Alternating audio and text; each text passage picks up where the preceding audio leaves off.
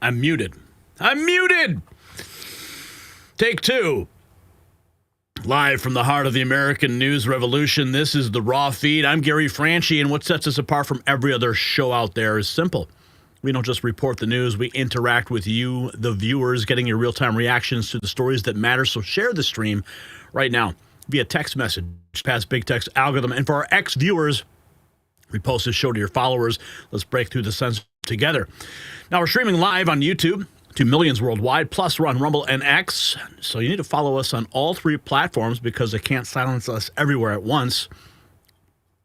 Speaking of making your voice heard, we'll be reading your super chats and your Rumble rants between segments, featuring them on screen for the world to see. So send them in right now before we dive into today's explosive topics. And on this day in history, on this day in history, July 17th, 1975, exactly 50 years ago, the Apollo-Soyuz mission saw American and Soviet spacecraft dock in orbit, enemies becoming temporary allies in the name of progress. But unlike that historic handshake in space, today we're witnessing the opposite. Former allies turning on each other, with MAGA splitting over the Epstein files while the deep state exploits the case. Just as that space mission revealed hidden agendas behind public theater, today's shows is the battles raging behind closed doors in Trump's Washington. So if you want to show off your favorite news source, hit up our merch shop at shop.nextnewsnetwork.com. We've got alligator Alcatraz shirts ready for the prison's grand opening. President Autopen designs on our American Badass series that triggers liberals from coast to coast. So here is what is coming up. The Epstein files have created a war within MAGA itself. Trump calls it a hoax, while 60% of his own voters demand the truth. We've got exclusive clips of Karoline Leavitt's bombshell presser, where she tries to hold the line while Speaker Johnson and even Pence are breaking rank. Then we're going to expose Biden's Autopen scandal. 1 million fake signatures, including pardons for criminals, with Dr. Fauci now under investigation and witnesses pleading the fifth. The ghost presidency just got real consequences. Next up, Alcatraz back in business, folks. The Rock reopening to house the war illegals and gang members, while Trump's border team reports the lowest crossings in history. We're going to show you the footage from these Sacramento raids and hear from the chiefs declaring no sanctuary anywhere. But here is where it gets scary. Congress just passed the Genius Act. It's pro-crypto. But Marjorie Taylor Greene and Bannon are warning it's a Trojan horse for the central digital currency. Is Trump unknowingly signing away our financial freedom? Well, we have the receipts. And finally, sweet victory as NPR and PBS get defunded. No more tax dollars for state propaganda. We'll play the Democrats' meltdown clips claiming rural America can't survive. You said people gonna die? That's what they're saying, Jar Jar. That's what they're saying. Can't survive without Big Bird telling them about tornadoes. And to support independent media fighting these battles daily, hit those donation links in the description. Through Give, Send, Go, or PayPal, every dollar helps us expose what they don't want you to know. Plus, you can join our YouTube channel memberships for exclusive perks, special acknowledgement in the chat room, behind-the-scenes uploads, access to the Next News team, and our members-only 24/7 Discord where the real discussions happen. Each membership level unlocks different benefits, so choose what works for you and become part of the inner circle. So today's show, it promises revelations that will shake the foundation of what you thought you knew about Trump's second term, from the Epstein battle tearing apart the America First movement to Biden's criminal Autopen conspiracy, from Alcatraz's resurrection to the hidden CBDC agenda. We're exposing it all. The establishment wants you confused, divided, and distracted. Well, we're here to cut through their propaganda with truth bombs they cannot diffuse. So buckle up, Patriots. The Raw Feed starts now. Let's welcome you to the show. Who's here? We got and the Madness, R. Boyd, Mrs. Pothead Kenny, Bless Mess, Dave Hart, Paul K. What's up, guys? There, Robert Lockhart. Make sure you guys sound off in the chat room right now. We're doing the shout outs, and I want to acknowledge that you are here. All of our loyal viewers who tune in every single day. What's up, Michael Jones? Good to see you here. Cindy Myers is here as well. Good to see you. She's on X. Awesome. Make sure you repost. I appreciate that. Carrie Knopf is here. Potty in the house. Paul K. Scon Tech is here as well. Sorry, I got like a little sinus thing going on here. I'm going to try to get through it. Joshua Blue is here. Thank you, Scontech. We love you too. Sabrina in the house. Come on, guys. Todd Siegel is here. Daddy G in his house. What's up, Todd? Come on, guys. Sound off. Who's here? Who's here? This is your moment to shine. Loyalty to truth. Our boy house. Let's see. Get ready for people to go to jail. That's what we want to see. We want to see accountability from all these crimes against America. Loyalty to truth. Bless Mess. Paul K. Robert. Loyalty. Hey, Gary. How are you and the family? We're doing good. We are doing good. Did you guys like that DeLorean segment last night? Wasn't that cool? Yeah, got a big weekend ahead, man. After that segment, like all these bookings are like blowing up. Getting very busy. Got the news cycle, got DeLorean bookings. It's exciting. But we have fun all the way around. Who else here? Super Dork is here. Jeremy Olson. Kathy Knight. Gorian Lady is here. And the Madness, our Boyd. Nope is here. The Faux King. Let's get to our trivia question before we get to our first topic on the Epstein hoax firestorm.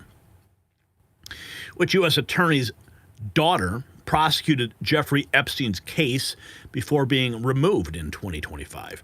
Was it A, William Barr, B, James Comey, C, Eric Holder, or D, Loretta Lynch? Yeah, I know the answer. If you've been paying attention, then you're going to get this right. You can in the chat, in the comments, or in the poll. You guys are already saying it's B, James Comey. We're going to find out after this segment. Let's dive right in.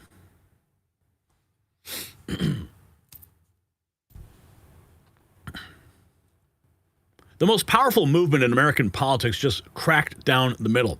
President Trump stands at the podium calling the Epstein files a Democrat hoax, but his own base isn't buying it. 60% of MAGA voters are demanding more investments. Elon Musk says if the government confirmed 1,000 victims, they must have the names. Speaker Johnson now breaking with the White House. Mike Pence demanding full transparency. Even Fox News won't touch the story. Major newspapers preparing explosive reports about Trump and Epstein. The establishment could not destroy MAGA from the outside, but now the movement tearing itself apart from within. And what you're about to see will determine the future of the America First agenda. So keep on watching. Now, you probably think your 401k is safe, but it wasn't designed to make you wealthy. It was built to shift retirement costs and risk onto you, leaving your savings exposed to crashes, inflation, and chaos. But Americans are waking up and taking control with real assets like gold. Noble Gold Investments has helped thousands secure their future by converting part of their 401k into a tax-advantaged gold IRA without penalties or headaches. It's safe, it's simple, and smart. Visit nextnewsgold.com to get your free wealth protection kit. Open a qualified account. Receive two 5-ounce Silver America the Beautiful coins absolutely free. Nextnewsgold.com. Call the number on the screen, 877-646-5347. And when you talk to Colin, tell him that Gary Franchi said hello. Would you do that for me? All right. So our cameras were there in the White House press briefing room today, and Karoline Leavitt was bombarded with question after question after question. I mean, I've got all the clips here. We're going to play them for you. But there's so much. Oh, here's this. We found a photo of Epstein's clients right there. Yeah, very funny, isn't it? We got Elon Musk. He was on a tear last night. Over 1,000 confirmed young victims is a shockingly large and tragic number. In order for the government to confirm that the girls were victimized, they would have to name or at least describe who did those things to them. This would necessarily mean that the government must have those of them, the Epstein client list, in their possession right now. Elon Musk, he is demanding this whole thread that he put out last night, or he was replying back and forth, he was literally having a conversation with Grok, and it was astounding to watch in real time. I replied to him last night, too. We've got this also from Mick Mulvaney, Donald Trump's former chief of staff, now speaking out about the Epstein list. And so, I mean, we've got Democrats demanding its release. It is absolutely crazy what is going on right now. So we've got a lot to unpack. Charlie Kirk coming back with some messages after he said, I'm not going to talk about it anymore. Apparently, he felt the roast. He felt the heat. So we're going to get to that in a second. But I want to go back to the press conference that we were at today. Right off the bat, ask if Trump's team is telling MAGA influencers to back off Epstein talk or lose support. Karoline Leavitt says Trump listens to all voices, but reminds everyone he created the movement and leads it on instinct. Trust in Trump. Watch. Many kinds. Dasha. Has the White House been directly in touch with some of the MAGA influencers that are still not satisfied with the administration's handling? And has the message to them been similar to what the president has said, which is sort of either let this go or we don't need your support? Well, look, the president and this team are always in contact with the president's supporters with voices of many kinds on both sides of the aisle. I think that's part of the reason this president is a great president, because he's willing to listen and hear other people's perspectives. But ultimately, he has led this country, not just over the past 6 months to historic success, but also through his first 4 years as president. And as the leader and the creator of the MAGA movement, he has led through these perilous times for our country based on instinct and in the best interest of the country. And as I always say, the American people should trust in President Trump. Dasha. Here's more. Does the president believe justice has been served in the Epstein case? Karoline Leavitt says that Trump ordered a full DOJ review and they delivered. Bondi, the FBI director, deputy director, and AG all signed off. Listen. On the memo. Does the president believe that justice has been served in the Epstein case? Look, the president believes that he directed the Department of Justice to do an exhaustive and thorough review, and they did that. And they all agreed, the FBI director, the deputy FBI director, the attorney general, on the memo that they drafted and they released. Here's more. When asked about Speaker Mike Johnson calling for more Epstein files, Karoline Leavitt would not reveal Trump's response, but doubled down. The Epstein. Deanna. Caroline, thank you so much. Do you know what the president's reaction was to Mike Johnson saying that he wants additional files released, the Epstein files? Was there a conversation with Mike Johnson about that following his comments? I won't discuss the president's private conversations with the Speaker of the House, but as I answered to Jackie's question earlier, the president has said if the Attorney General and the Department of Justice and the FBI have any more credible evidence in regards to Jeffrey Epstein's crimes, they should put that forward. He has called on them to do that. Deanna. He has called on them to do that. Here's more. Karoline Leavitt says Trump will not recommend a special prosecutor in the Epstein case. Now, last night, we brought you the story that John Solomon from Just the News, in his interview with Donald Trump, suggested a special counsel. Donald Trump seemed open to it, and now the question was posed to Karoline Leavitt at the press conference today. Listen. With the attorney. Go ahead. The president said that he floated the idea of a special prosecutor in the Epstein case. Can you confirm that? And has he asked the Attorney General to do this, to appoint a special prosecutor to look it over? Well, the idea was floated from someone in the media to the president. The president would not recommend a special prosecutor in the Epstein case. That's how he feels. And as for his discussions with the Attorney General, I'm not sure. Go ahead. The president said... Yeah, that's not a good move, in my opinion. I was hoping that President Trump would go and recommend a special prosecutor, and now we're getting official confirmation from the White House that a special prosecutor is not on the table. Pam Bondi, though, could appoint one, and you can see right there, she says, I'm not sure. Pam Bondi under fire as well for her botched rollout of the so-called Epstein list, and, well, she could save face by doing that. And I hope that they come to their senses. And asked why Trump won't release the files, Karoline Leavitt points to the DOJ and the judges. Listen. For the file, wants to move on from the story, but you do have some prominent figures, including the Senate Majority Leader, the House Speaker, voicing support for the files to come out. Representative Massey collecting signatures that would force a discharge petition for a vote on the floor for this. It doesn't seem to be going away. What is stopping the administration from just redacting any sensitive information, grand jury information, and putting out what is appropriate so that the American people can decide and then let this story die. Well, in terms of redactions or grand jury seals, those are questions for the Department of Justice. Those are also questions for the judges who have that information under a seal. And that would have to be requested, and a judge would have to approve it. That's out of the president's control. He has said, in agreement with some of the leaders on Capitol Hill, that if the Attorney General and the Department of Justice come across any other credible evidence, they hide that to the American people. The president has said that, and he agrees with them on Why that. did he fire Maurene? The Department of Justice did, and I would defer you to them. Wants to move on. Moving into our next clip here from the White House press briefing room. Karoline Leavitt torching the media for pretending Democrats care about Epstein. Epstein hoax. There's been a lot of discussion about the Epstein files and the president's comments yesterday calling it a hoax. Can you clarify part of the Epstein hoax is the hoax part?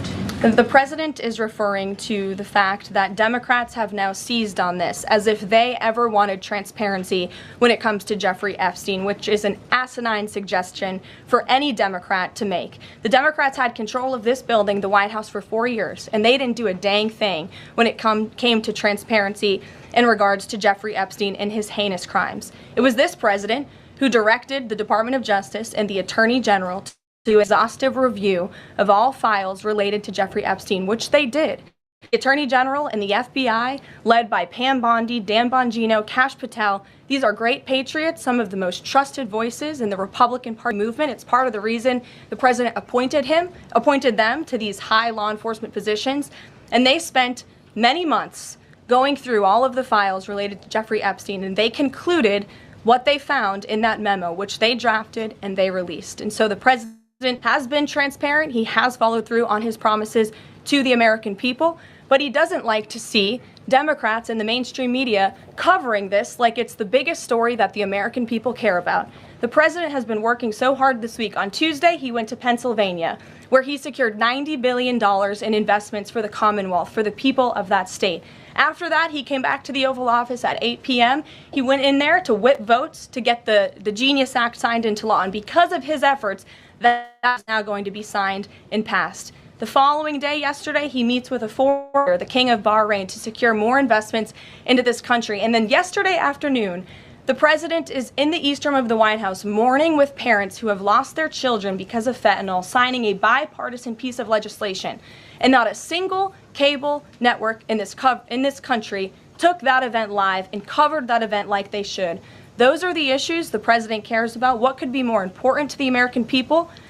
Helping families who have lost their children. Those are the issues this president is going to remain focused on. Okay, so where do we go from here? There's really a lot to break down, because what she said in that response was that the American people don't care. But do they care? I believe we have this. CNN's Harry Enton says Congressional Dems just hit their worst net approval rating ever as Epstein's attacks on Trump fall flat. Let's listen to this. Oh, I mean, look, Congressional Democrats have been trying to seize on this. You hear them also parroting what you're hearing online, saying, release the files, this is terrible, blah, blah, blah. I mean, is that working for them? No, I mean, look, here's what's so important. You know, we talk about the potential of Republicans leaving Donald Trump. They're not leaving him. But what about Congressional Democrats and problems with their own base? Democrats' net approval of Congressional Democrats, according to Quinnipiac University, in June of 2025, it was their second worst ever at minus 12 points. Is that not low enough? How about we go even lower? In July of 2025, minus 13 points, their worst net approval rating for Congressional Democrats among Democrats ever. Donald Trump is not the one who has problems with this political base. It is Congressional Democrats are the ones who have problems with their own political base. All right. So here's where I get nervous. Okay. We have a lot of Democrats now coming out demanding the release of the files. I mean, not just Democrats, though. We have Mike Pence, former Vice President Mike Pence. I am not a fan. This is what makes me nervous, is that why are these guys all of a sudden demanding the release? I mean, these people hate Donald Trump. And the rumor mill is in overdrive right now, as if there's some massive bombshell that's about to drop. As if, Trump is setting it up saying this is a hoax, as if whatever's about to come out could implicate him, as if the Epstein files were tainted during the Democrat reign of terror, as if they inserted things or doctored things. He has constantly declared that he's only been with Epstein on several flights to New York, not to the island. And those are documented.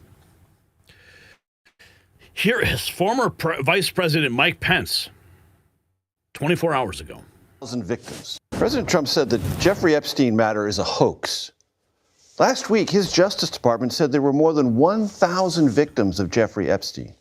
Last summer, Trump said he was open to declassifying all the relevant files and the Epstein client list, and that his suicide looks suspicious. How can all those things be true and it be a hoax? I understand where things stand with all this. I think the time has come for the administration to release all of the files regarding Jeffrey Epstein's investigation and prosecution.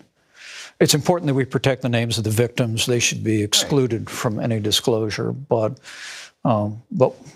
whether or not the facts justify charges, I think that anyone who participated or was associated with this terrible man ought to be held up to public scrutiny.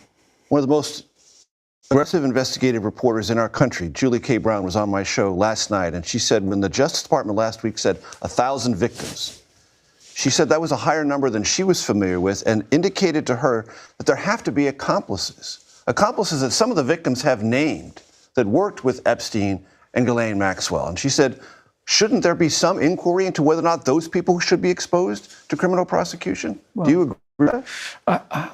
I just think we ought to get the facts to the American people. I mean, I've always believed in transparency. And when the president says it's all a hoax, what is he talking about? Well, Jeffrey Epstein's prosecution began during the Bush administration. Continued. He's blaming it on Democrats. The Obama years. It's not a hoax. I know of no reason why this administration, once the victims' names are protected, should not have all the files on Jeffrey Epstein. President Trump.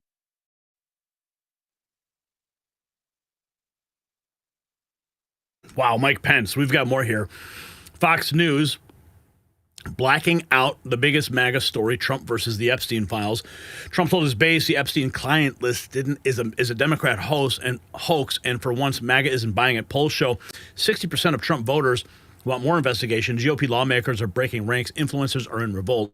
On Fox News silence. Between Monday and Thursday, CNN mentioned Epstein 1,274 times, MSNBC 1,156 times, Fox News, including reruns, 136 times. But if you take out the reruns, only 82 times. Hannity, Waters, Fox and Friends, zero coverage. Only a special report with Bret Baier in the last couple of days, but this is between Monday and Thursday now. Only a special report with Bret Baier covered the backlash. The rest of Fox's opinion bench laid Trump's Truth Social meltdown like a marching order. Even Laura scolded MAGA influencers who dared to question him. The hoax claim totally false. The Epstein docs came from FBI files and sworn testimony, much collected during Trump's presidency. It's not bad journalism, it's complicity. The most watched network in America is protecting a politician from his own supporters and pretending the biggest story is in conservative media doesn't exist. That's from Mediaite. Now, continuing with our coverage here, all right? Let's see, what is Chunk Uger saying? He went on News Nation, dropping the only question worth asking after reporter claims only MAGA influencers care about the Epstein conspiracy theory. About this, I just kind of don't buy any of this narrative. I as a very famous American writer once said, you know, reports of the demise of the MAGA coalition are greatly exaggerated. I don't think MAGA cares about this. I think the MAGA influencers care about this because for years they content and made money off of stoking this conspiracy theory. But I've been polling just, you know, normie MAGA voters, supporters of the president for a week now. Nobody cares about this. It's just so not a political live wire Nonsense. at all. Yeah, no, that's all definitely wrong. Trump's polling will crater and you'll see he in the next set of polls, he lost a lot of Republican support. So we'll get to see who's right and who's wrong. So look, guys, you can't call this a conspiracy theory. The conspiracy theory is that hundreds, maybe over 1,000 girls raped themselves. That's a lunatic conspiracy theory. Trump said that the files don't exist. Then he said the files are fake and written by Obama and Biden. So which one is it? Are they fake or do they not exist? So who raped the girls? Who raped the girls? No, right. Oh, the government says under both Democrats and Republicans. Oh, no, we're not going to tell you. There's obviously something that they think they can't tell. Why can't they tell us? Either because leaders in both parties are deeply, deeply implicated, or an intelligence agency, either CIA or Mossad, is deeply implicated, or they did it. They flat out did it. Those are your only two answers. Well, it's interesting, answer. Right? Well, so, I mean, my take is that, first of all, the honeypot operation is still ongoing. The blackmail tapes are still there. They're still going to use them to blackmail politicians or world leaders. So the intelligence operation is still ongoing. So the intelligence operation is implicated, as well as those politicians and world leaders. Okay? That's why they don't want this out. Let's continue with, here we have, okay, this is, okay, oh my goodness, there's so much to get to here. Here's Elon Musk. Says Trump should release the Epstein files and point out which part is the hoax. He should just release the files, point out which part is the hoax. That's Elon Musk. We have Representative Pramila Jayapal. And that's why she didn't bring up the Epstein files when Joe Biden was president. Listen. Donald Trump, I think. If you see such a need to investigate this, why didn't you raise it during the Biden administration? I mean, we couldn't find that you made any public comments about Epstein in previous administrations.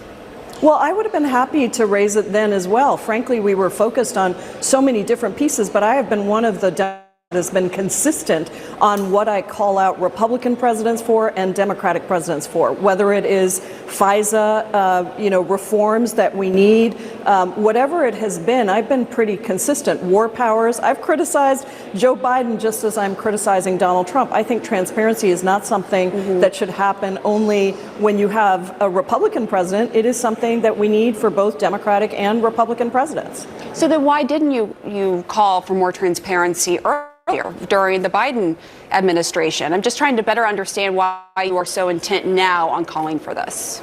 Well, I think I gave it the same focus that I'm giving it now. We haven't, I think I've released one tweet on this and you wanted to talk about it, so I'm happy to talk about it here, but it certainly hasn't been the focus. I'm just responding to what I think is a massive switch from the Trump administration around this issue. My focus has been on the big bad betrayal bill, and I will continue to focus.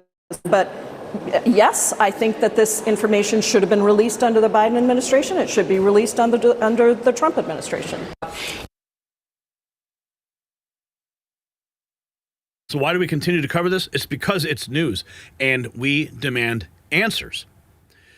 Here is, this is it. This is the report that a major newspaper is set to drop an expose on Trump and Epstein's relationship and suggests it may explain the president's recent behavior. I want to point out his story drops. Okay, this Sean Spicer, former White House press secretary, in the middle there, and let's listen to what Mark Halperin has to say. One of the points of this platform in the age of transparency is to narrow the gap between elites like Dan and Sean and the people like the two-way community and myself. So let me share something with you that everyone, say that in air quotes, everyone I know knows hasn't been publicly reported. Everyone I know believes a major newspaper, one of the top 3 newspapers in the country, is about to publish a piece about President Trump's relationship with Jeffrey Epstein. Okay? Everyone I know knows that. And people in the White House know that too. When that story drops, if it drops today, and some people think it might, it could drive the day. Sean, Dan, have you heard about this story? Well, I know because it's been circulating on the left, and I've had to double check that this is not, in fact, total conspiracy theories. Donald Trump knew Jeffrey Epstein pretty well. And I believe that his early courting of Melania involved Jeffrey Epstein. And that has been reported by mainstream outlets over the last 10 years. Alleged, I guess, I want to be careful. You've already been, I say with respect, somewhat careless, but keep going. Yeah, but that, you know, if that is where this report is going, it's just collecting and putting together and synthesizing old news. No, this story has new news. Okay. Sean, what do you know about this story? Vague. Just I probably know about Dan level. Right. But I don't. Let me throw out some questions. Let me throw out some questions, and I'd like you to jump in. Let's do it game show style. Either answer them or say, in fact, we don't know. Ready? How did Donald Trump and Jeffrey Epstein meet? I don't know. Don't know. Did Donald Trump ever go to Jeffrey Epstein's townhouse? Yes. How many times? How many times? I believe many. You believe many. What occasions? One-on-one parties? What did he go for? Don't know. I feel like a Biden staffer right now taking the fifth. Yeah. How often did Jeffrey Epstein go to Mar-a-Lago? Don't know. Fairly often, because they banned them at the end. Well, you don't know how often he went. How often did Donald Trump go to Jeffrey Epstein's Palm Beach residence? Don't know. I don't know how. Where else besides the townhouse and the two Palm Beach properties did they ever spend time together? On his airplane. No. Well, did Trump never fly on it? I don't believe Trump ever flew on Epstein's plane, so far as I know. I believe Epstein may have been on Trump's plane. Okay. Although I don't know if Trump was there when Epstein was there. Did they have any financial dealings? I don't know. Don't know. Yeah. You don't know. There are many unanswered questions, amazingly never been written about. Now, the thing people point to a lot is Donald Trump's interview with New York Magazine, a profile of Epstein where he spoke very glowingly about Jeffrey Epstein.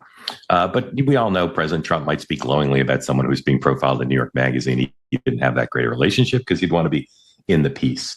In the search for explanations about the president attacking his base in a way he's never done, some people are pointed to his awareness of this story that's supposedly coming soon. That's what I'll tell here, the two-way community, because everyone I know knows the things that I just said, but I've not seen them public, and so I thought it was important to share them. One of the points of this platform. That's a remarkable piece of insight. Johnny MAGA says the injection, you may not like it, but Trump is right. The injection of Jeffrey Epstein into American politics was started by Democrats a decade ago as a means to harm him. This is what he means by the hoax. Here is an article that's 8 years old. You can read the headline there. Okay. Here's another one from People magazine. This is from 2019. Trump once called Jeffrey Epstein a terrific guy. What to know about their connection? Well, we do know that President Trump kicked him out of Mar-a-Lago for his behavior. So what does Charlie Kirk have to say? Erica apparently agrees. It's time to put this to rest with full transparency. And we can get access. Okay, everybody, after a major event this last weekend where we talked about Epstein, let's kind of give you a little bit of an update because we've been covering other stories as well. Breaking day, President Donald Trump said, any credible information, let them have it. So here's a good place to start. There's an Office of Personnel report at the Department of Justice of a report where they interviewed Alexander Acosta, who was the U.S. attorney back in 2007 that prosecuted Jeffrey Epstein on a very, let's just say, suspicious case. He was not treated harshly. The original search warrant was selectively composed to try to protect Epstein. So the whole point of this Office of Personnel report goes to the underlying transcripts, and we can get access to that right now. Well, not we, but the Attorney General of the United States can get access to that. President Donald Trump has greenlit this. He said, any credible information, Pam Bondi, you can release it. And so I know Pam. I think Pam should do this. I think Pam should walk down the hall to the Office of Personnel report, OPR, and get this report. In it is a ton of information. Second, I think the Department of Justice should move to unseal the grand jury testimony in the Ghislaine Maxwell case. Number three, I think that Ghislaine Maxwell should be given green light. Go talk. Let people ask questions. Figure out what the heck is going on. Was Jeffrey Epstein an intelligence asset? Now, the Israeli government has come out and said, nope, he was not one of ours, under no means necessary. And so, was he Saudi? Was he MI6? Was he CIA? We do not know. And our audience is really fired up about the story. We've been covering it extensively. Yesterday, we were covering a lot of other stories as well, but today we had Mike Pence on. We had a couple reporters on. This is some breaking news. President Trump today had said, any credible information, let them have it. A good place to start is unsealing the Department of Justice grand jury testimony, the Office of Personnel report. In there, we're going to find out all the information of the intel aspects of this. So we're very much on this. Keep the pressure on. And I really want to get to the bottom of this because transparency is critical. Transparency is key.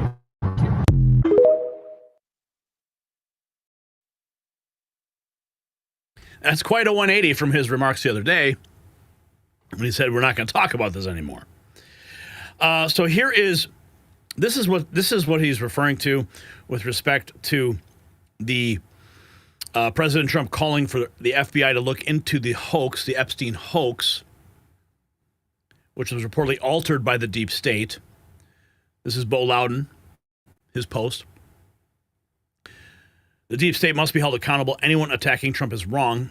Trump is the protector of children. For all the things that have happened, there's the Russia collusion against you. There is Jack Smith against you. There's all the things that happened in 2020, not investigating China interference in the 2020 election. What are the things that are most important that you would like to see the FBI get to the bottom of? I think they could look at all of it. It's all the same. They could look at this Jeffrey Epstein hoax also. That's the same stuff. That's all put out by Democrats. Yeah. And, some of the naive Republicans fall right into line like they always do. They just don't have the sustainability. They don't have they don't have that stick to it like glue. The Democrats, they have bad policy. They have bad candidates. They have bad everything. But they stick together. The Republicans don't do that. But they ought to look at the Jeffrey Epstein hoax, too, because that's another hoax that's frankly put out by the pushing the Republicans and put out by the Democrats. So he wants to get to the bottom of the hoax.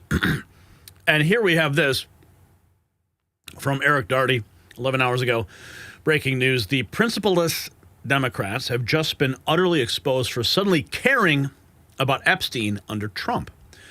Scarborough, you could have gotten them 21 to 25 when Democrats were in control. Why didn't you call for this then? Oh, well, let's find out what Representative Jamie Raskin has to say. I mean, you have to state this. Congressman, you could have gotten that from 21 to 25 when Democrats controlled the DOJ. Why? It was a crisis then. It's a crisis now. Why didn't Democrats call for it from 21 to 25? So, I mean, you'd have to go back and look specifically at particular prosecutorial decisions and what was taking place in terms of the other cases. So I don't know. We could try to reconstruct that record. But the point is that Donald Trump is the one who has led the crusade to say that that Epstein, who was his very close friend, and there's all kinds of pictures of them in statements. Congressman, you could have gotten that from 21 to 25 when it's controlled. And yeah, so why all of some of the interest here? We got some more coming up, some more information I'm going to play for you. But check this out. Adam Schiff, 21 hours ago, asking, "What are you hiding, Donald? Time to release the Epstein files." When Adam Schiff starts calling for the release of the Epstein files, you got to get worried. Becomes president. This morning, Donald Trump attacked his own supporters, calling them weaklings who bought into the bullshit. What is this all about? Well, the bullshit he's referring to is about Jeffrey Epstein. Let me try to explain what this internal MAGA fight over Jeffrey Epstein is all about. So before Donald Trump becomes president again, his enablers like Kash Patel, like Dan Bongino, like Pam Bondi are out there pushing this conspiracy theory about Jeffrey Epstein. Now, Epstein was this sleaze who procured young girls to actually serve as prostitutes for his wealthy elite friends. And there are a couple conspiracy theories about him. He was convicted of related sex offenses. He ended up committing suicide, apparent suicide in jail. And there are a couple conspiracy theories about Epstein. One was that he kept this lengthy client list of elites. The other was that his death was actually a murder to prevent that client list from becoming public. Among the purveyors of these theories were none other than our now FBI director, Kash Patel, and our number 2 at the FBI, Dan Bongino. Here's them. Listen to them.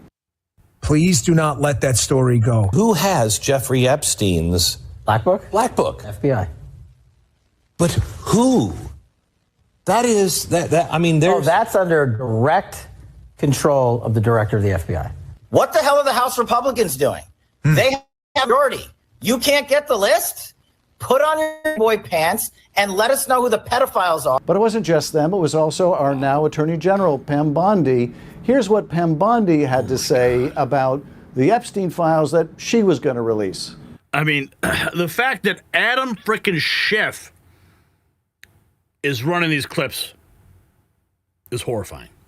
DOJ may be releasing the list of Jeffrey Epstein's clients? Will that really happen? It's sitting on my desk right now to review. That's been a directive by President Trump. So the files are sitting right on her desk. Now, she ends up trying to walk that back, trying to say, well, no, I didn't mean those files. I was talking about some other files. But the MAGA base now is furious because Bondi has said that she's not going to release the files, and Trump is supporting Bondi and not releasing the files. So what is that all about? Well, interesting thing is, well, Dan Bongino and Pam Bondi and Kash Patel and others, Mike Flynn, you remember him, the erstwhile National Security Advisor in Trump's first term? While they're out there pushing these conspiracy theories about Jeffrey Epstein, there was one person who rather oddly, suspiciously, was not pushing for the release of the Epstein files, and that one person was Donald Trump. So Trump, who is no stranger to conspiracy. Well, actually, Donald Trump did, on the campaign trail, talk about releasing them and was in favor of it. Never someone who shies away from pushing out the most crazy stuff in the world, was oddly mute about Jeffrey Epstein. Here's an interview last year where a reporter asks him, are you going to release these files or these files or these files? It's very telling. Watch. If you were president, would you declassify, answer yes or no to these. Yeah. Would you declassify the 9/11 files? Yeah. Would you declassify JFK files? Yeah. Would you, I did a lot of it. Would you declassify the Epstein files? Yeah, I would. All right. I guess I would. I think that less so because, you don't know it. You don't want to affect people's lives if it's phony stuff in there because there's a lot of phony stuff with that whole world. But I think I would, or at least do you think that would restore trust? Help restore trust? Yeah, I don't know about Epstein so much as I do the others. So you notice Donald Trump suddenly gets a little fearful, tries to walk back his willingness to release these Epstein files. Now, why would that be the case? Well, take a look at this photograph. That's Donald Trump with Jeffrey Epstein here and here and here and over and over and over again. They were very close friends. And don't take that from me. Here's what Jeffrey Epstein had to say about his friend, Donald Trump. So how do you know this? That's right. Donald Trump had no closer friend than Jeffrey Epstein, according to Jeffrey Epstein. Those are his words. That's a recording of him. So Donald Trump doesn't want these files released now. And of course, that's drawing lots of questions from his base and lots of anger from his base. Over the weekend, there was a conservative convention. Here's Megyn Kelly asking the crowd whether they want these files released. Okay, so I'm going to jump to the end. Whenever Donald Trump is resorting to the enemies list, one that includes me, by the way, it's a pretty telling sign. Donald Trump wants you to look anywhere but where his problems lie. And right now, one of those big problems is Jeffrey Epstein, and it's a problem of his own making. So they're digging the hole deeper here. And this is the bottom line. They promised they would release these files. They push these conspiracy theories. Either the conspiracy theories are true and there's a list and they need to disclose it, or they need to admit they were lying about the whole thing. They need to reveal what they have, all of it, and show that they're just a bunch of liars. But either way, they need to be transparent and come clean with the American people. This morning, Donald Trump. Oh my goodness, man. I'm getting sick to my stomach. Watching Adam, one of the most evil people in Congress. Oh my goodness. Okay, let's see the quote tweet on that. The fact that the Autopen pardon buddies and full-time criminals Raskin and Schiff are pushing for the release of the Epstein list should tell us all that the deep state hacks corrupted the evidence on the way out the door. Those involved need some early morning raids and arrests. Lockford Files is saying. And then we have this. Kelly reporting. Nikki Haley is demanding the Epstein files. He says that is proof that so much of the stuff is a hoax. Nikki trying to out MAGA Trump is really something. She's a deep state schemer. P.S. Is her hubby back from the National Guard duty yet? Here's Nikki Haley. Release the Epstein files and let the chips fall where they may.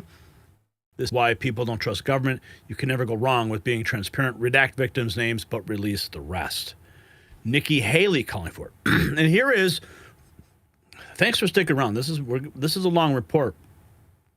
But here is Mick Mulvaney. Mick Mulvaney, President Trump's former acting chief of staff, speaking with Al Jazeera. Buckle up. It would have come out. You said the Jeffrey Epstein scandal. Yeah. With no political impact at all on Trump's election chances. And you were right about that. Yeah. It didn't. Yeah. But it's certainly impacting his presidency. It's divided the MAGA base. Many conservatives are furious with him and his administration. Trump, of course, is a former close friend of Epstein's. They're furious at him for not releasing the Epstein files, as he promised he would.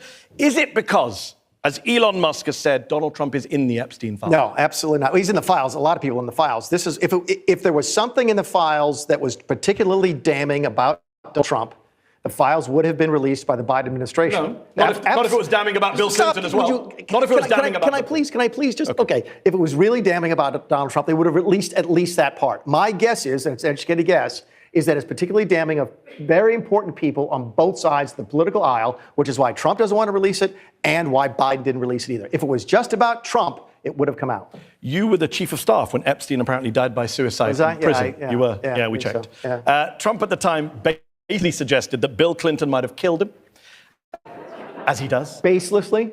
Okay. You think Bill Clinton might have killed him? Okay. Just checking. I don't know how loyal is Bill Clinton on the list? I mean, you were chief of staff at the time. You didn't come out and correct him, so maybe you do share that insane view. Not my job. That literally is your job as chief of staff. No. You just said earlier, the chief of staff controls information coming to Donald Trump.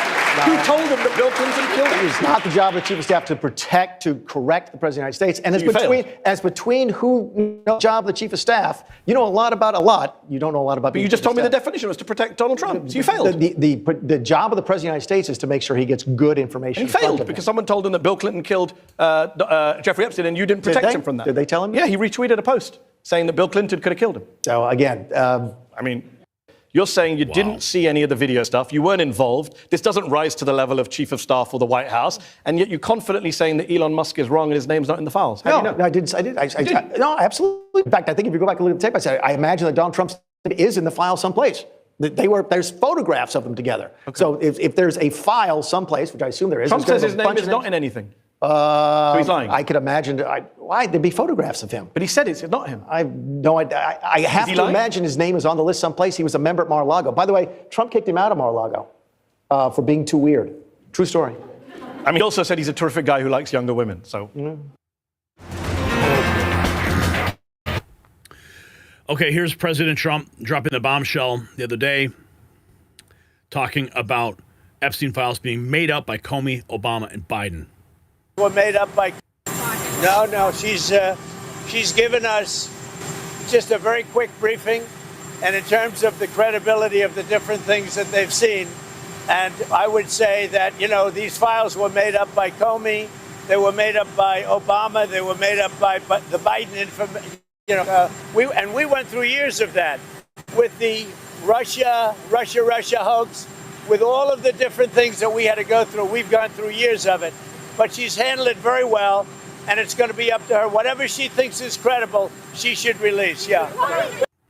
Whatever is credible, she should release.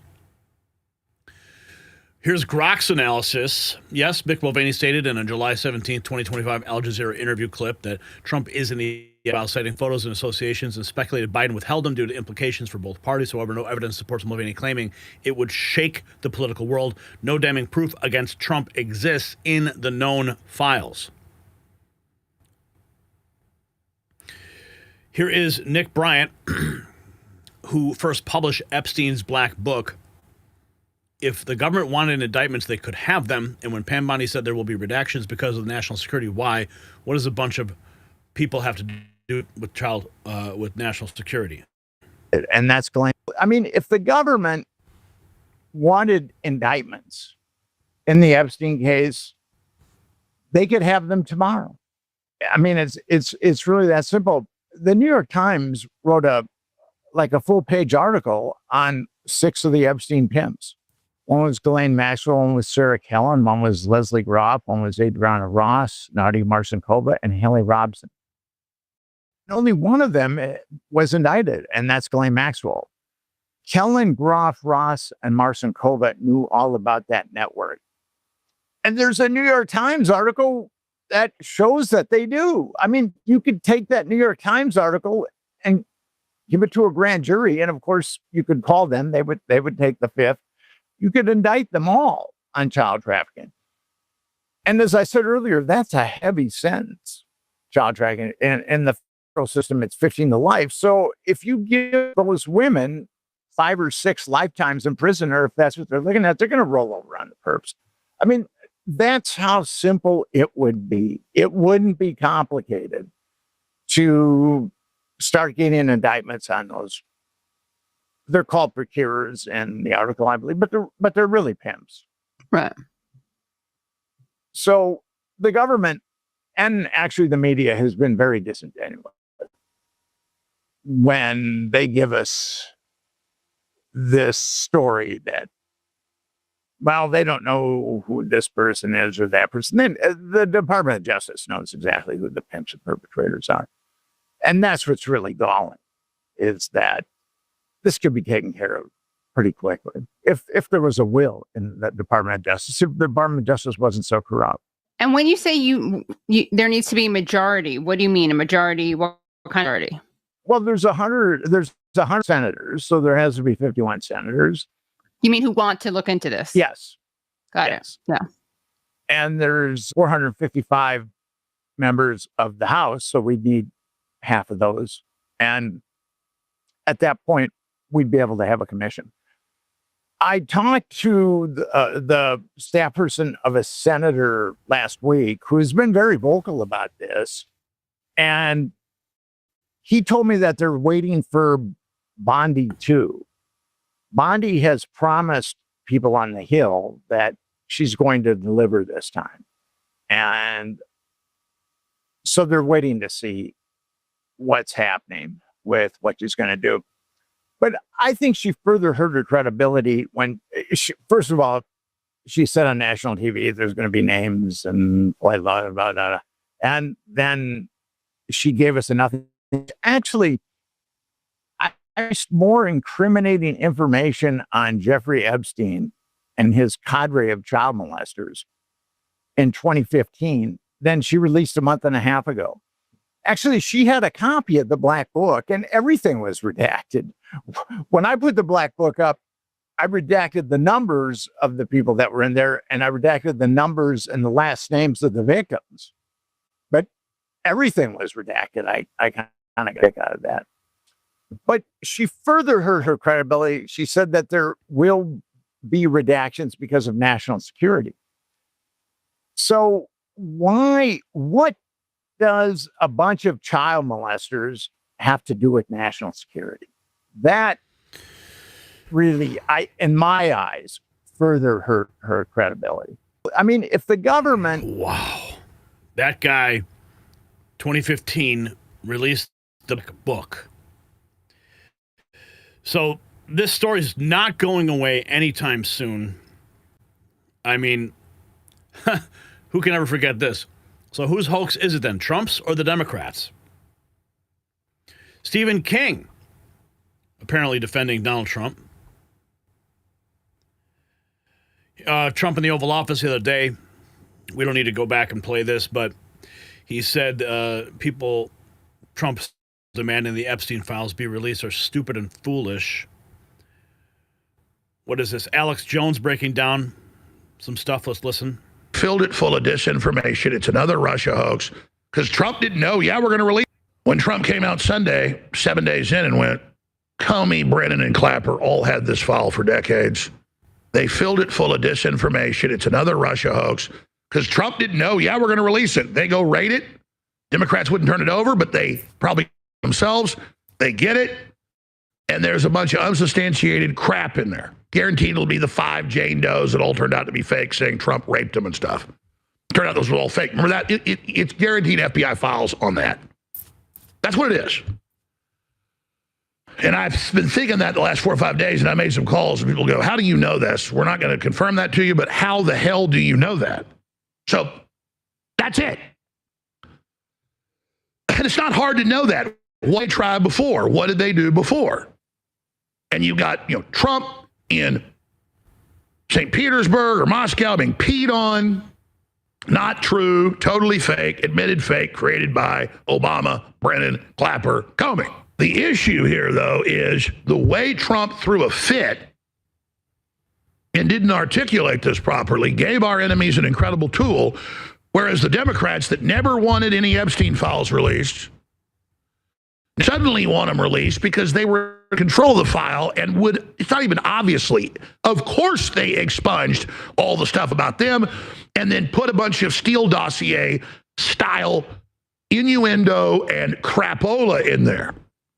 So that's the hoax part that President Trump is referring to, and Alex is clearly breaking it down. 5 different Jane Does that said Trump raped them when they're 14 here. Trump screwed them at Epstein's place there. And then it always came out that it wasn't even real people, and it was Democrat law firms. Wow. This is crazy. This whole thing is crazy. Adam Schiff even. What the hell is going on? It's not going away. We'll keep tracking it. I know it makes you as sick as it makes me. But if you got value from this report, tap subscribe. My final thought is next. Does matter? Why are we reporting on it? It's because truth is the foundation of any movement. And right now, MAGA is being tested like never before. When Trump calls something a hoax, but provides no evidence, while Musk uses simple logic to expose government lies, we're watching a battle for the soul of America first. Now, the deep state couldn't defeat Trump with impeachments or indictments or assassinations, so now they're using the Epstein files to divide his base from within. If the government validated victims, if they have predator names, period, no amount of spin changes that fact. So it's not about conspiracy theories anymore. It's about whether we demand transparency or accept whatever narrative we're fed. So here's my question. Do you believe that an Epstein client list actually exists? Let's talk about it in the comments below. And while you're fired up, check out our merch shop. It's linked. Wear your truth proud. You can help us expose President Autopen. You can support Alligator Alcatraz or pick your favorite member of the administration in our American Badass series at shop.nextnewsnetwork.com, where you can trigger a liberal today.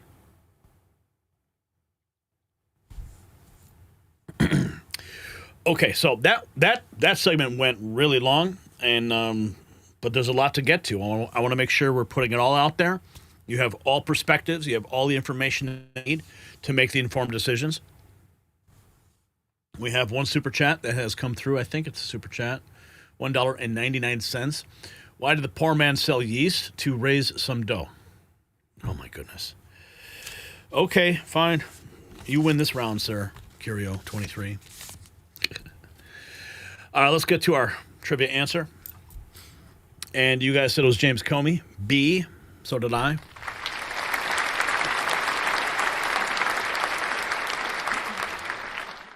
His daughter, Maurene Comey, prosecuted the case before her recent removal from the Southern District of New York. Moving right along, we're going to bring you another trivia question. Which president's signature was forged on over 200,000 land grants in the 1800 scandal? 200,000 forged. Oh, my goodness. Was it Ulysses Grant, Rutherford Hayes, James Buchanan, or Chester Arthur? I have no idea. I like Ulysses Grant, so maybe I'll just go with that. We'll say A. We'll find out after this. Don't go anywhere. We're going to break down the latest in the Autopen scandal.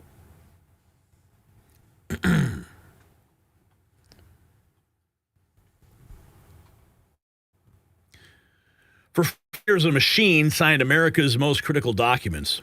Not a metaphor, an actual machine. While Biden napped, an Autopen approved pardons, executive orders, and classified directives. Now we're finding out over 1 million documents are facing criminal review. The witnesses are pleading the fifth. Former press secretaries are getting subpoenas, and the biggest name on the investigation list will shock the medical establishment. They thought the pen would be their insurance policy, their get-out-of-jail-free card signed by a president who didn't even know what he was signing. But the new administration just launched a review that could send the puppet masters to places far worse than federal prison. The ghost presidency is about to haunt its creators, so stay tuned. And just as Biden's Autopen secretly signed documents affecting millions of Americans' futures, the establishment wants to keep you in the dark about your own education, your children's education. Remember, freedom is never more than one generation from extinction. And that's why the Tuttle twins created the most effective Liberty First content for kids. Their monthly magazine teaches children about economics, liberty, and responsibility through comics, activities, and real-world lessons. Well, automated systems make decisions about our lives. We must teach the next generation to think critically about government power. And right now, you can subscribe a loved one for $56 a year at TuttleTwins.com/next. That's pennies a day to plant seeds of liberty. Don't let your child be indoctrinated. Teach them to think. TuttleTwins.com/next, or simply pause this video and scan that QR code. Okay, so check this out. Oversight Committee posting this just a few hours ago. Remember when in the Democrats' own words, you don't take the fifth if you didn't do anything wrong. Daniel Goldman posted this August 10th, 2022. The Fifth Amendment ensures that people are not forced to incriminate themselves. But you don't take the fifth if you didn't do anything wrong. And why is he posting that?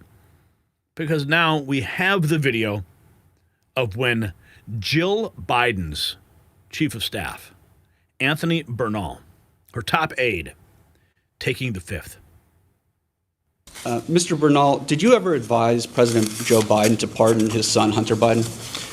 On the advice of counsel, I respectfully declined to answer the question pursuant to my Fifth Amendment rights under the Constitution.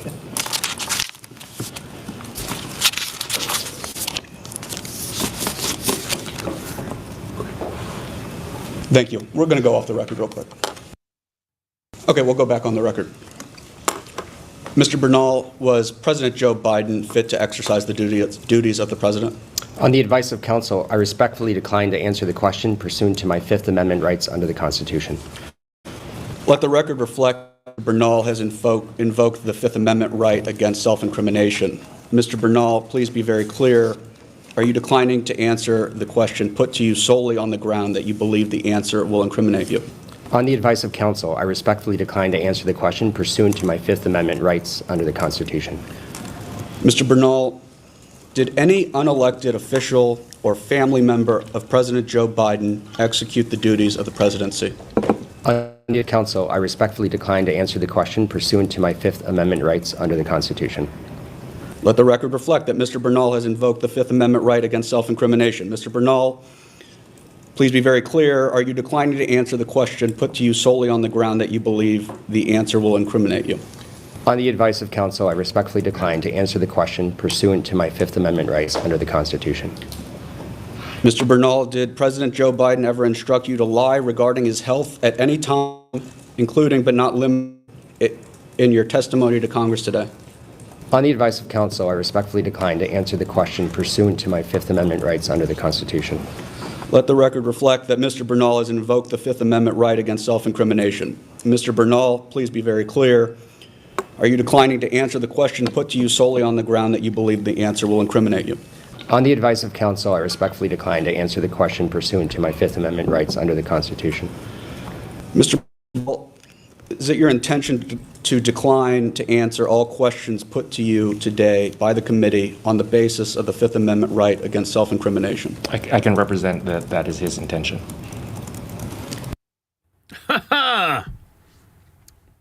Yeah, that went on for a while. Here we have this from earlier today in the White House press briefing room. Our cameras were there to capture it all. Karoline Leavitt confirming Trump team is investigating Biden scandal. Biden admitted he didn't review every pardon he signed. So who is actually in charge? Listen. Yes, the White. Any update on the Autopen? I know that there was the DOJ and some others were looking into the thousands of documents that were signed off just before Joe Biden left office. Any update on the Autopen? Yes. I'm not laughing at you. I'm just laughing at how far away you are, and you're going to need to get some microphones back there. On the Autopen investigation, yes. The White House counsel's office has launched their own investigation into former President Biden's usage of the Autopen.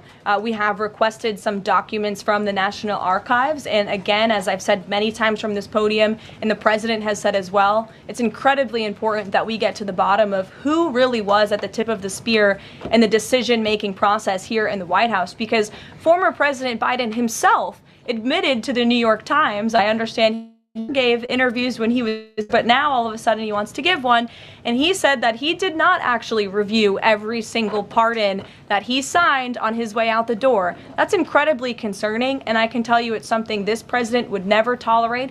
This is a president who is signing things all the time. Any document has legal implications. This president's signature is on it because he's the one making the decisions. It does not appear that was the truth in the previous White House, and I know the American people want to receive answers on running the show, because the decisions that were made in this place really destroyed our country, and we deserve to get to the bottom of it. That was earlier today in the White House. Karoline Leavitt has confirmed that Dr. Death Fauci is one of the many under investigation after Biden admitting he did not review every pardon. The Autopen scandal may blow the lid off for the many who assumed that they were safe. Okay. Here's more. Oh, she's not going to talk. She should already be in Guantanamo, bitter white woman writes 5 hours ago. Her and her husband, most of Democrat enablers, were the biggest terrorists than most of the people we'd sent there in the first place. She is referring to Dr. Jill Biden after Jill Biden's aide pleading the fifth, as you saw. White House reportedly reviewing 1 million documents approved by Biden Autopen. Joe Biden was the worst, most incompetent and senile president in the country's history. This according to the Daily Wire. Let's dive a little deeper here. White House reportedly reviewing 1 million documents. Tim Pierce reporting this. The White House is conducting a review of potentially more than 1 million documents approved through the Autopen process under former President Joe Biden. White House counsel office is leading an investigation into the former president and his staff's use of the Autopen. The White House has already assembled tens of thousands of documents from Biden's term turned over by the National Archives for reviews. Heard Karoline referring to that. This is according to Fox News. Joe Biden was the worst, most incompetent, and senile president in our country's history. That's what Karoline Leavitt told Fox. It has been widely reported Joe Biden handed the power of the presidency to an Autopen controlled by unelected leftist staffers who are allowed to make terrible decisions in destroying our country. The Trump White House is committed to finding the answers to the many outstanding questions the American people still have about how business in the Biden White House was conducted. White House officials expect to review potentially more than 1 million documents. That's a lot of documents from the Biden administration that were approved by Autopen. One official said the review is aimed at providing transparency to the American people about Biden's health and his understanding of the substantial number of documents that bear the former president's signature. Continuing here, we have more. North Carolina law introducing the Biden Act prohibiting future Autopen fraud.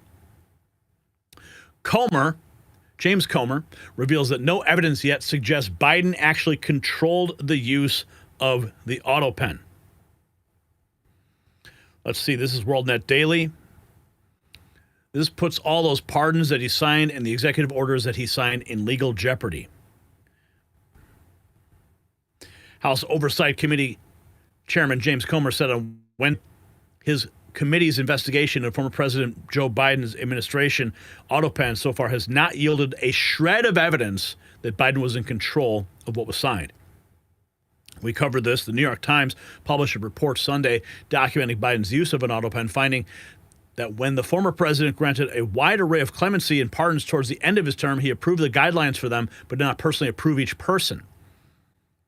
Comey said that on the American Agenda, that the two former Biden aides, his interview did not provide evidence that Biden was aware of who operated the Autopen or what documents they put his signature on.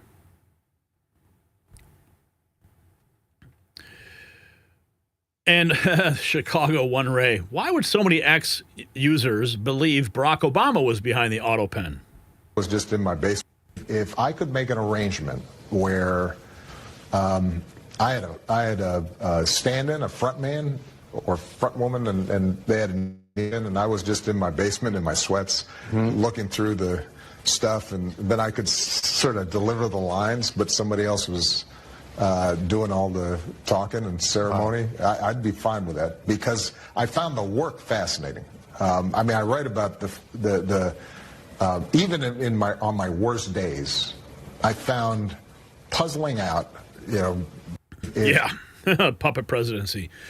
Credit to M. Howell Tweets and it's for leading the way and covering the truth of Biden's Autopen pardons. Listen to this. Used for.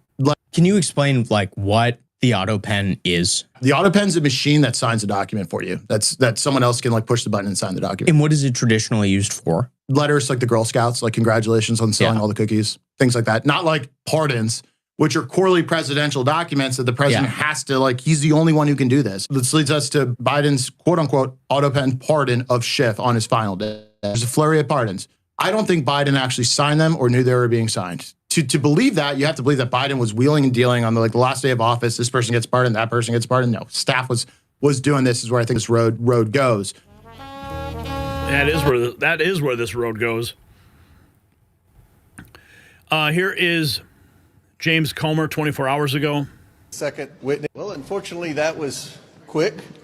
This is the second witness that we've brought in via subpoena for a deposition that has pled the fifth, and they've stated they're not going to answer questions. I want to read the first two questions, just so everyone knows. These are the types of questions we ask. Was Joe Biden fit to exercise the duties of the president? He pled the fifth. Second question, did any unelected official or family member execute the duties of the presidency? And this is Joe Biden's chief of staff.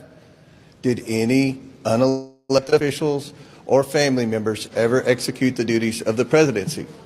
Simple question. He knew he was going to be asked that. Everybody in America wants to know that. He pled the fifth. So we're going to continue our investigation. I think that the American people are concerned. They're concerned that there were people making decisions in the White House that were not only unelected, but no one to this day knows who they were.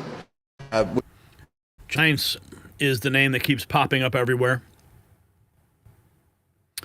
Karine Jean-Pierre just got brutal news early Thursday. They are being called in to testify before House investigators as the investigation into former President Joe Biden's cognitive decline and Autopen abuse rapidly expands. Karine Jean-Pierre getting some bad news. Wow, call BS. The Autopen has been used for years. Trump used it himself. It has nothing to do with the constitutional law. Trump's obsession with Epstein is far more serious than anything right now. That's what Coco Pup says. Quote tweeting ACYN. If you care about the Constitution, the rule of law, the president is right. The Autopen is way more serious than Jeffrey Epstein. Forgery. Well, if you care about the Constitution and the rule of law, Trump is right. The Autopen is way more serious than Jeffrey Epstein, because you could have a series of aides here who seized the power of the presidency and used it for their own purposes. You can't have an aide exercising the constitutional power of pardon or the decision not to prosecute people. And so They could have committed forgery. They could have committed fraud. I expect the Justice Department has already opened an investigation, and they just don't want to say. So they're taking, well, if you care about the... Wow. President Trump, he has a pledge to be the most transparent president, and we need to get answers with respect to this Autopen scandal. But President Trump's health is now being called into question. It was brought up today in the White House briefing room. We were there to capture that. Karoline Leavitt shut down the media gossip about Trump's health. It was the front page of the Drudge Report yesterday. They showed a picture of President Trump's legs, and they were swollen, and everyone was talking about it. Yes, his legs showed mild swelling, diagnosed as chronic venous insufficiency, and totally benign. Bruised hand from handshakes and aspirin. Let's listen to the official statement. But you can see here, these are some of the images that have been circulating of Trump's hands, shaking a lot of hands. Okay, so here is the official statement from the White House on President Trump's health. On another note, I know that many in the media have been speculating about bruising on the president's hand and also swelling in the president's legs. So in the effort of transparency, the president wanted me to share a note from his physician with all of you today. In recent weeks, President Trump noted mild swelling in his lower legs. In keeping with routine medical care and out of an abundance of caution, this concern was thoroughly evaluated by the White House medical unit. The president underwent a comprehensive examination, including diagnostic vascular studies. Bilateral lower extremity venous Doppler ultrasounds were performed and revealed chronic venous insufficiency, a benign and common condition, particularly in individuals over the age of 70. Importantly, there was no evidence of deep vein thrombosis or arterial disease. Laboratory testing included a complete blood count, comprehensive metabolic panel, coagulation profile, D-dimer, B-type natriuretic peptide, and cardiac markers. All results were within normal limits. An echocardiogram was also performed and confirmed normal cardiac structure and function. No signs of heart failure, renal impairment, or systemic illness were identified. Additionally, recent photos of the president have shown minor bruising on the back of his hand.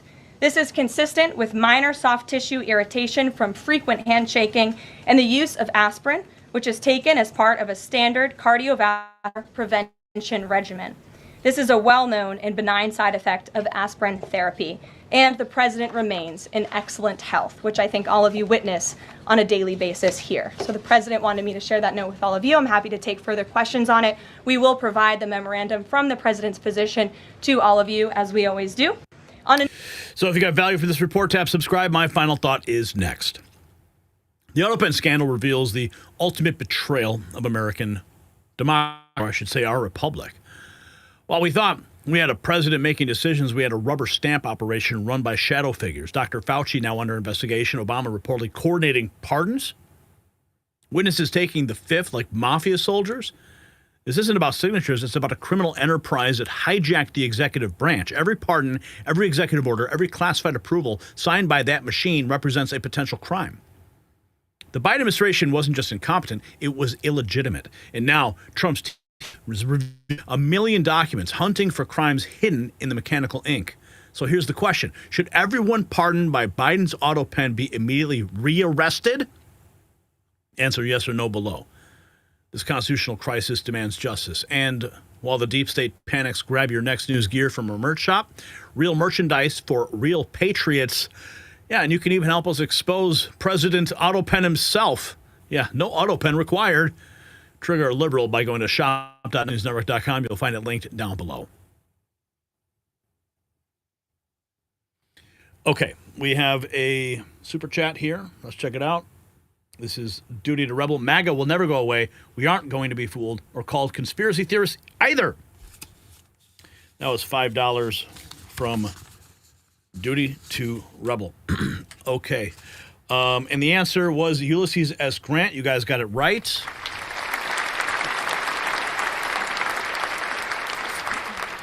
Well done. And Brian, we have some breaking news that is going to affect our first story on Epstein. I just saw it come across the wire, and this is huge. So we need to insert an edit.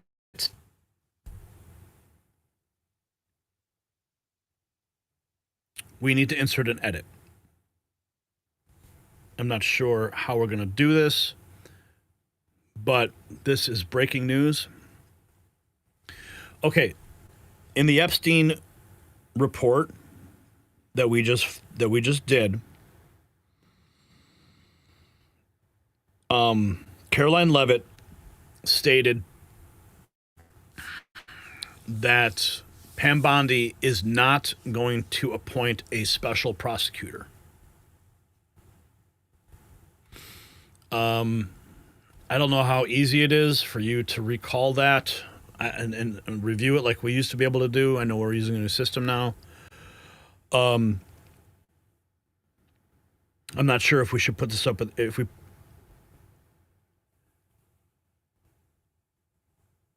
And it can't be at the end of the story because it, I mean, I don't know, because it actually, like, it does somewhat affect the narrative.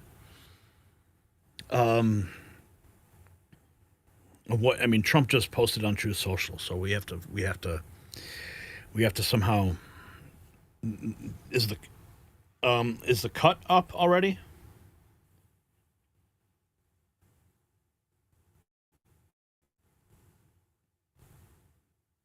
Well, that's all I need to see is the cut. So, let me see if I can find. Last right now is if there's a lot of Democrats. That's a court. The American people An event like they should.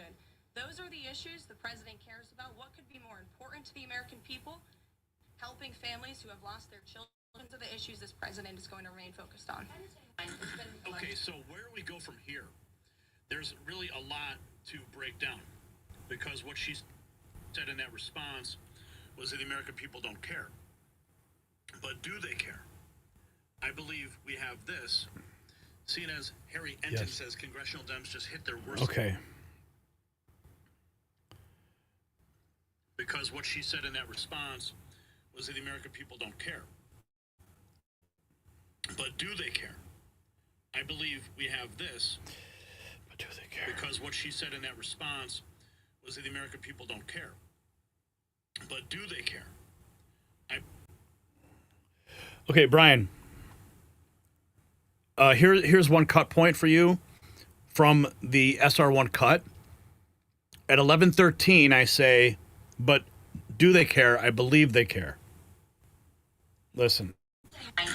Okay, so where do we go from here? There's really a lot to break down, because what she said in that response was that the American people don't care. But do they care? I believe. Hold that thought right there. So that's 11:13 in the cut version, Brian. Did you write that down?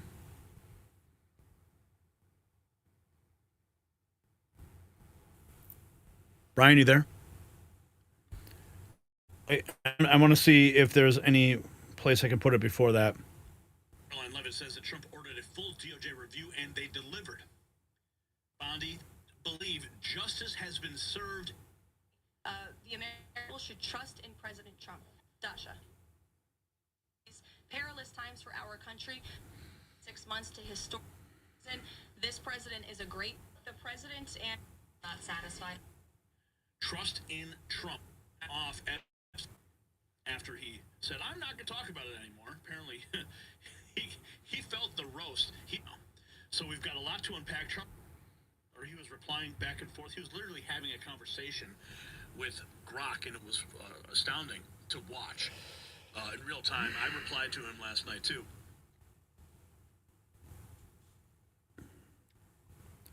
Yeah.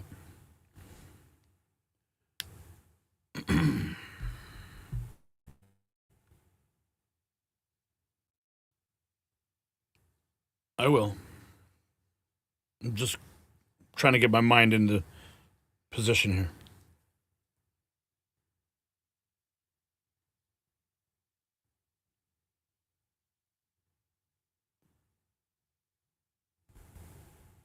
Okay, let me know when you're ready.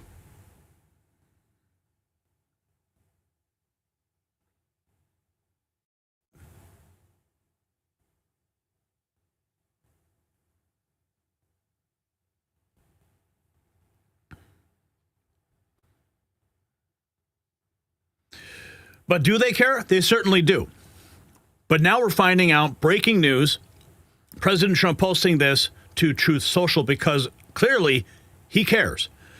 Based on the ridiculous amount of publicity given to Jeffrey Epstein, I have asked Attorney General Pam Bondi to in all pertinent grand jury testimony subject to court approval. This scam perpetrated by the Democrats should end right now. All pertinent grand jury testimony to be released. Eric Darty reporting as well. Pam Bondi announces Epstein grand jury files will be unsealed tomorrow in court. This is happening right now.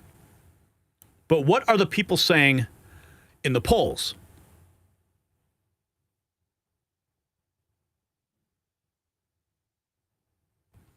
All right, that should bridge right into that segment. You got it? Thank you. This is breaking news.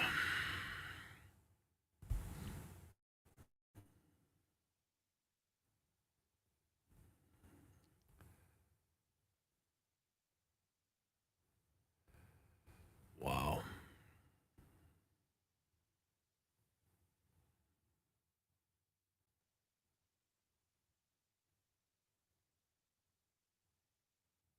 What?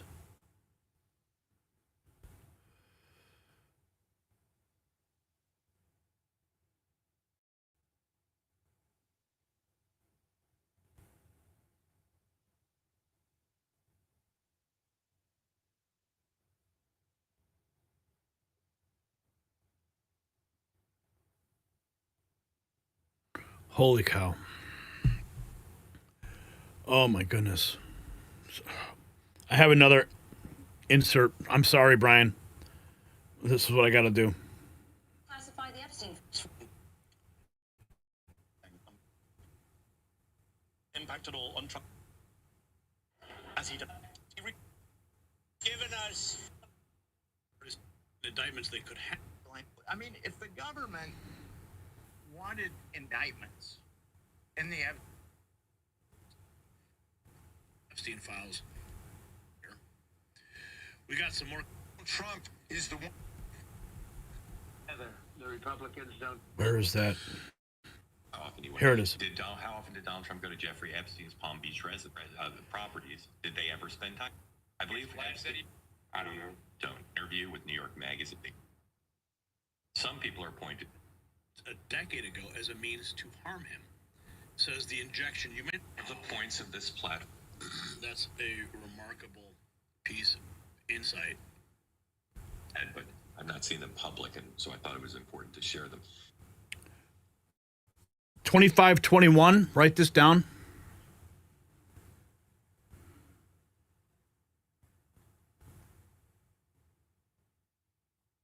Let me know. You got it? Okay.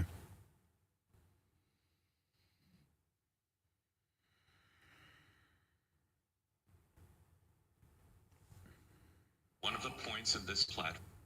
That's a remarkable piece of insight. Yeah. 2527 actually is the actual.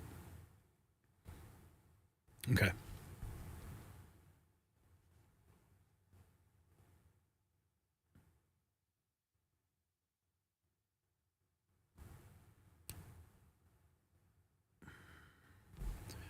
Well, if you start with the cut from the beginning.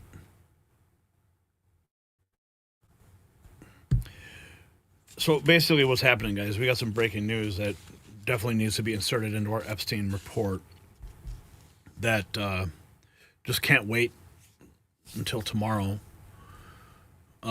Specifically, okay. All right, hang on.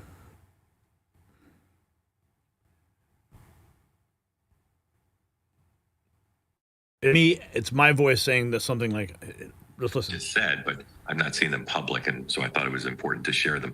One of the points of this platform.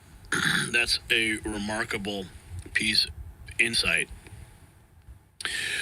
That's a remarkable piece of insight, is what I say. Johnny MAGA says the injection, you may not like it. Okay.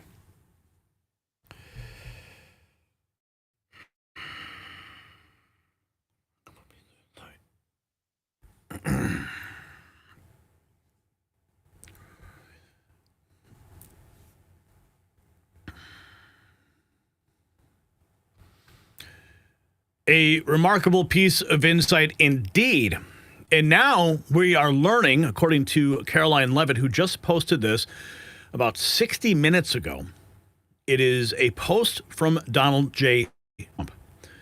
Now, as you just heard, they were talking about an article that's going to be released. And I think we now have the answer to the speculation and the rumor mill that's been going on. Karoline Leavitt posting this from Donald Trump's Truth Social.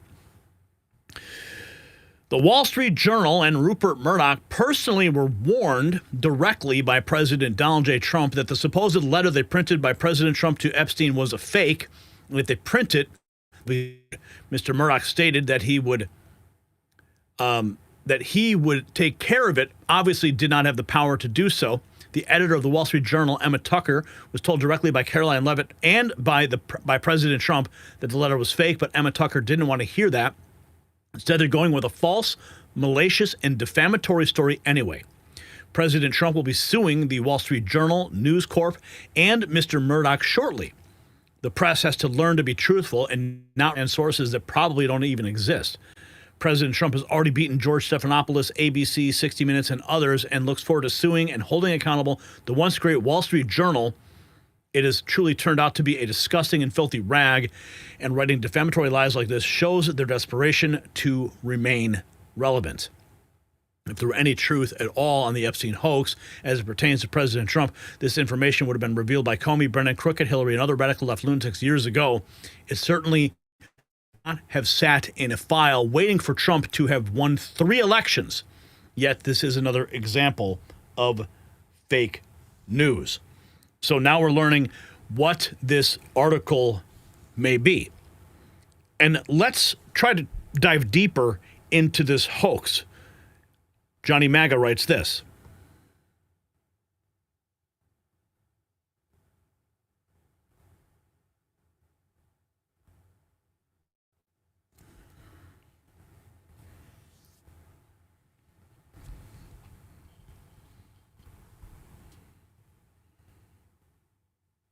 Okay. Thank you, Brian. Okay. Wow. Okay, where are we at even now? I don't even know. Okay, we're going into topic 3.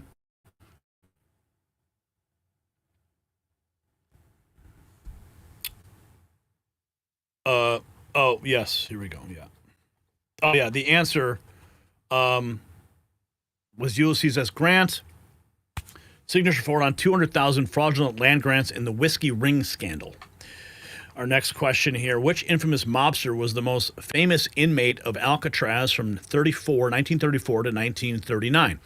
A. John Dillinger, B. Capone, C. Machine Gun Kelly, or D. Lucky Luciano? I'm pretty sure it was Al Capone. You guys can answer in the chat or in the comments or in the poll. We're going to get to the answer right after this segment.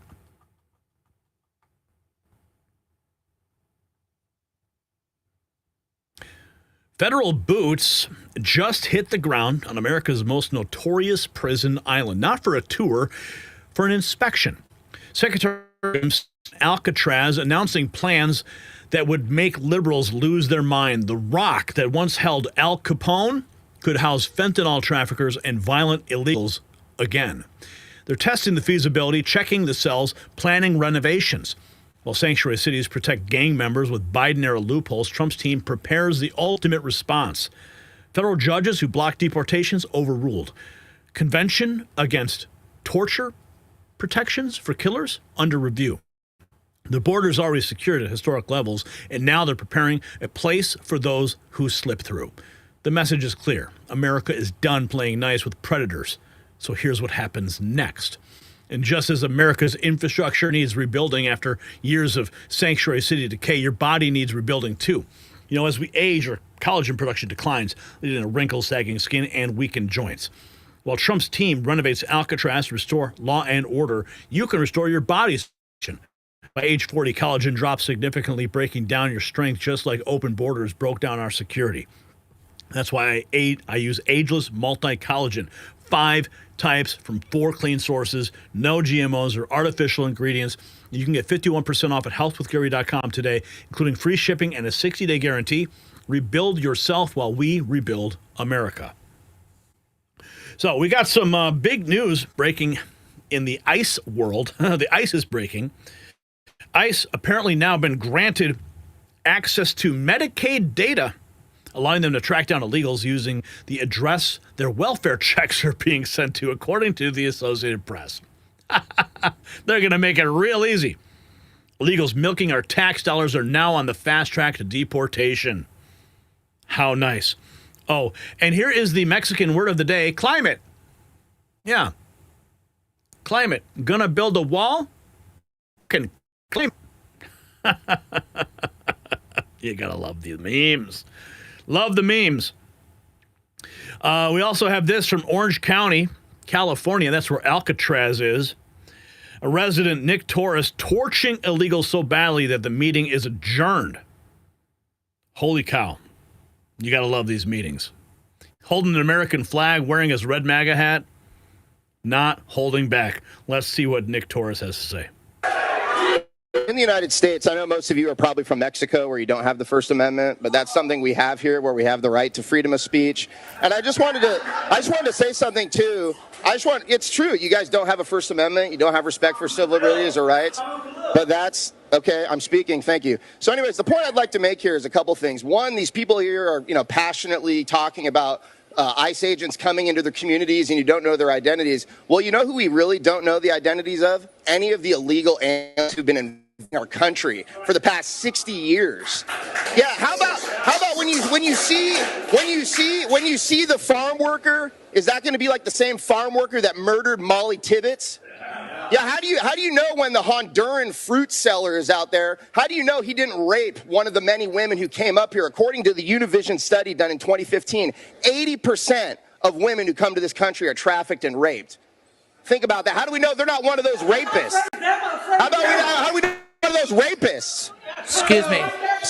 So that's the first thing. Talk. That's the first thing. I think ICE should be allowed to act with impunity. I think they should go to every Home Depot. I think they should go to every school, every quinceañera, and build the wall and deport every single one of these guys, because they don't make our country great. They make it worse. They bring it down. They use public services, and Americans are sick and tired of it. We're sick and tired of it in our country. So let me say this, too. They don't know the identities of these ICE agents. We don't know any of the identities of these murderers coming into our country, these rapists. Let me also say this, too. This same city council in Costa Mesa, if you vote to make these people take their masks off, this was the same city that was arresting people for refusing to wear masks during COVID. So now what is it? Now what is it? When we want to enforce the law and take our country back, you want to put the men in danger? Is that what you want to do? No. And let me mention this. Let me end on this. Let me end on this. Let me end on this. Let's hear it. Let me end on this. Excuse me, let's hear the man. Let me say this. People are out here quoting Martin Luther King, who is a plagiarist and a rapist. They're out here saying other things. I'm gonna give a quote. John Jay, who signed the Treaty of Paris in our American Revolution, and from Federalist Number 2. With equal pleasure, I have taken often notice that Providence has been blessed to give this country to one united people, a people descended from the same ancestors, speaking the same language, professing the same religion, attached to the same principles of government, very similar in their manners and customs, and who, by their joint councils, arms, and efforts, fighting side by side throughout a long and bloody war. That's your 3 minutes. That's your 3 minutes, sir. That's your 3 minutes. That's your 3 minutes. That's your 3 minutes.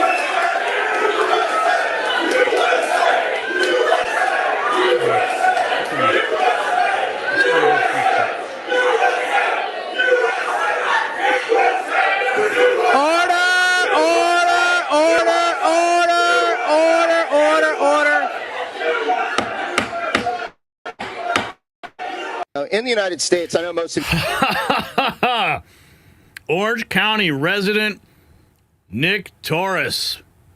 My hat is off to you, sir. Well done. Well done.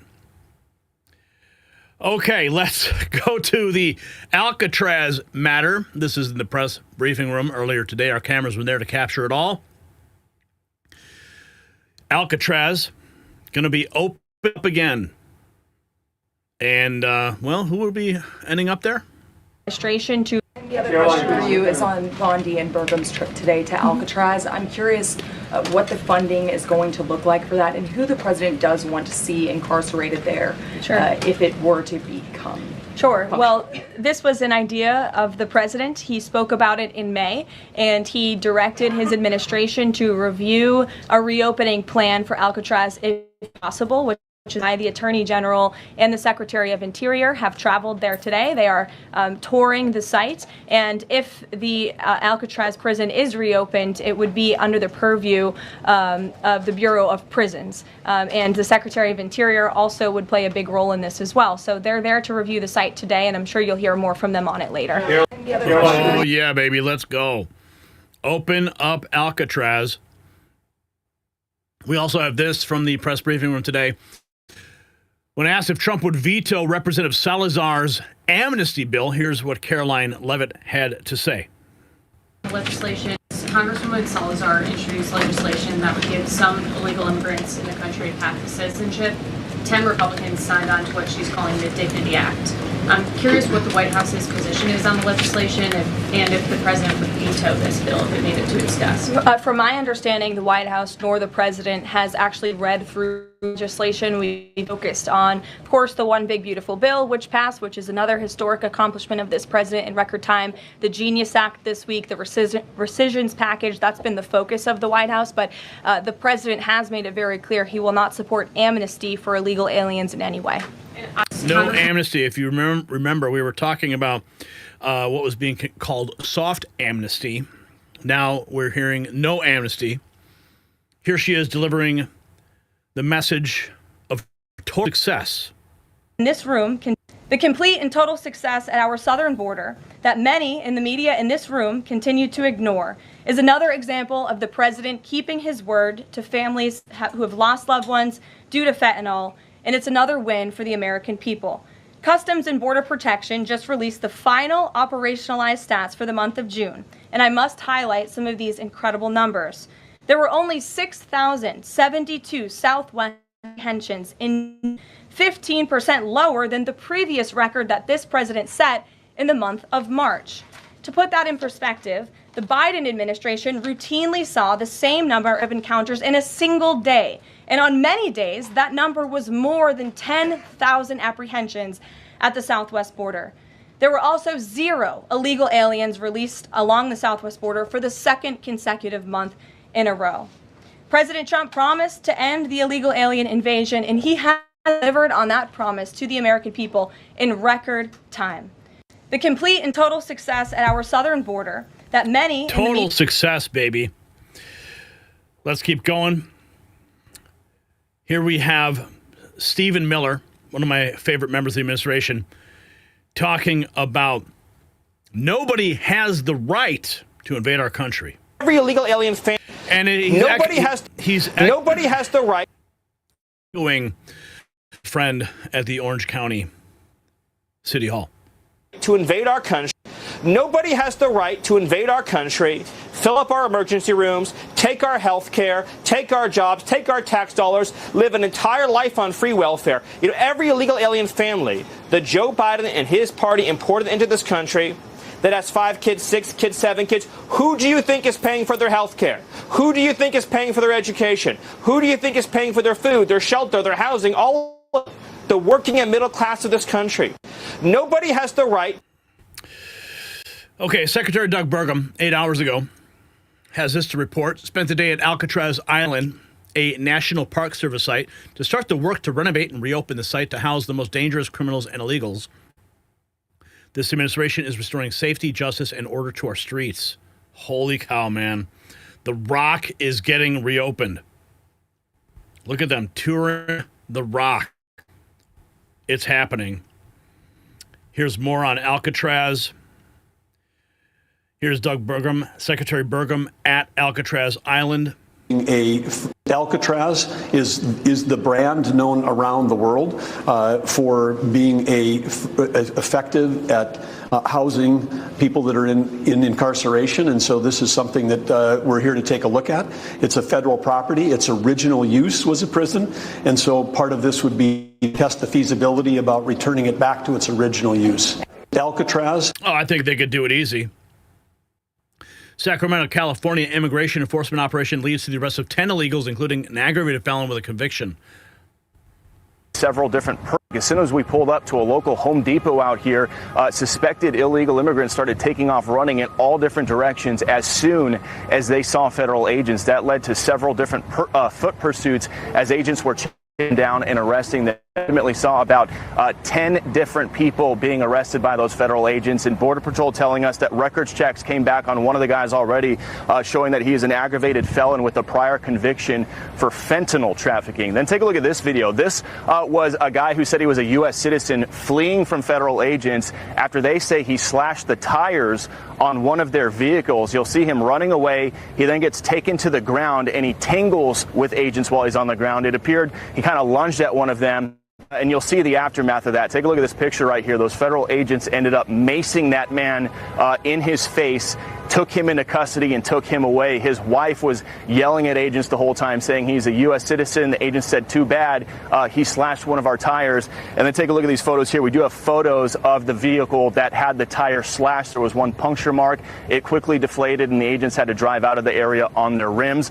We caught up with the Border Patrol chief out here in charge of this operation. We asked him, why did he decide to come here to Sacramento? Here's what he had to say. There is no sanctuary city. Sacramento is not a sanctuary city. The state of California is not a sanctuary state. There is no sanctuary anywhere. We'll be here. You'll probably see us in many other locations as well. We're here to stay. We're not going anywhere. We're going to effect this mission and secure the homeland. Secure the homeland. That's what we need to do. And they're doing it every day. Here we have more. Democrats clearly weren't prepared for M. Howell tweets. This. Very straightforward, yes or no. Do you support this type of treatment of human beings? I'm sorry, I wasn't listening. All the other Democrats haven't asked a question, so I kind of wasn't paying attention. Can you restate it? Okay. The detention center facility conditions in this country are atrocious. Women are being harassed. They're being dehumanized. In Arizona, they were forced to march outside in 120-degree heat until somebody fainted. I have visited these detention centers as part of oversight responsibilities. I know you're a big fan of oversight. Do you think that is acceptable treatment of human beings by the United States of America? For illegal aliens to be detained throughout their immigration proceedings, yes, I think it's the law. To be treated in I'm not taking your word for it. Okay.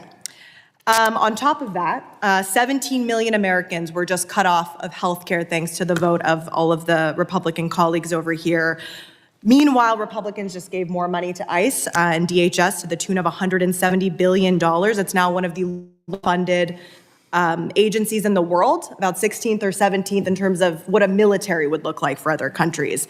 Again, you talked about the importance of oversight, Mr. Howell. Do you believe that members of Congress are legally allowed to conduct oversight of ICE detention facilities? As we've written extensively, the Oversight Project, because we're trying to help keep your colleagues out of jail, like Representative McIver, who was indicted. I misspoke when I said she was arrested. You as an individual member do not have oversight authority oversight authority by the rules of the House flows through the House to the chairman, and that right now is held by the majority. So It is despite the legally statute allowed. that you cite, Mr. it's going to Howell, end up with more reclaiming my Democrats time. clogging our Reclaiming jails. my time. I want to keep you out of jail. Claiming my time. Thank you. It is actually legal for members of Congress to go to detention center facilities that are operated by our government and to conduct oversight. That actually is legally allowed. That is incorrect. We also know that the Trump administration is funneling billions and billions of dollars to private for-profit prisons. I heard today $6 billion to NGOs that you all are so concerned about. The private prison companies in this country, like Core Civic and Geo Group, are making billions of dollars in profits because of the massive, and stunning corruption. They gave billions of dollars to elect Donald Trump. Now we're making sure that they make billions of dollars. And speaking of sheer corruption and cover-ups for the ultra-wealthy, Mr. Howe, I know you have spent quite a lot of time talking about the importance of releasing the Epstein files, but now you're hurting Trump talking points about being a Democratic hoax. I'm wondering if yes or no. What did I say? Do you support the? No, what have I parroted Do you support, about it being a hoax? It's a yes or no. Do you support? No, it's not. You said something false. I'm asking you to cite what you said, which is clearly false, because I've not said what you said. Mr. Howell, my question is, do you support the public release of the Epstein files? My answer is written in an op-ed in the Blaze, yes which you or no? can read. Yes or no? Listen, ma'am, I am trying to answer It's your a yes or question. no, You are Mr. lying to the American people I'm asking you in a your simple misstatements. You question. just told a lie in this committee Mr. room. Howell, I'm do you trying to clear up the record. It's very simple. I am trying, if you let me speak. Okay. Do you I think the support it? public deserves way more transparency than we've got. I've written that. You've accused me of parroting another It would be talking point, wonderful which I have not. Bring the receipts. You're lying, and everybody knows it. Mr. Howell, The gentleman will suspend. The gentlelady's time It's a has yes or no question. the gentlelady's time has expired. So, She has expired indeed. Keeping on the theme here, Clay Higgins, NGOs and their be prepared to find yourselves in orange jumpsuits, he says. Sue knows best. I certainly hope so. The Trump administration already rescued 35,000 trafficked children who are being interviewed and recorded for future charges against their traffickers.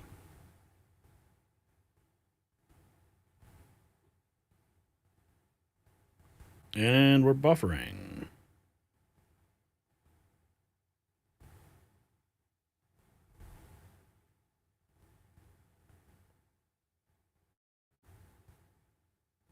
Okay. I have to come back to that.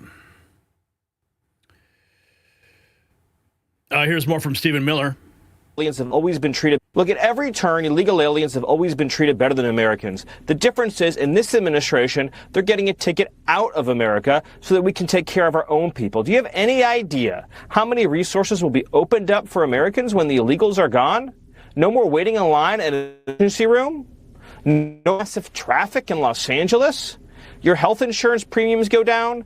Your public school classroom size will shrink dramatically. They have more time to educate every student.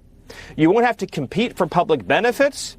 If you're down on your luck, you're having a hard time, and you do need to get support from the government, you're not going to be in line behind millions of illegal aliens from the third world. This is going to be such a gift to the quality of life of everyday Americans, Jesse. It's hard to even express the wonders that await for the wonders that await. Oh, let me see if I can play this. That Fox video of all the illegals running reminds me of this guy.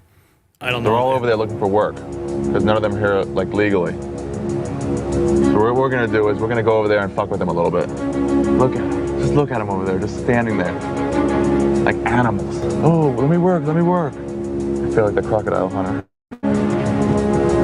Hopefully one of them will speak English. Otherwise, I don't know how to communicate with them. This is gonna be fun. Hey, how you guys doing? You looking for some workers? Yes, we are. How much? I am. About $60 for the day. Okay. Is that good? I need you guys to build. Yeah. Okay. Good job. I need help to build a deck. Okay, está bien. Does that work? Vamos. So I'll take all you guys. Vamos. Hop in. Just hop in. Suéltate.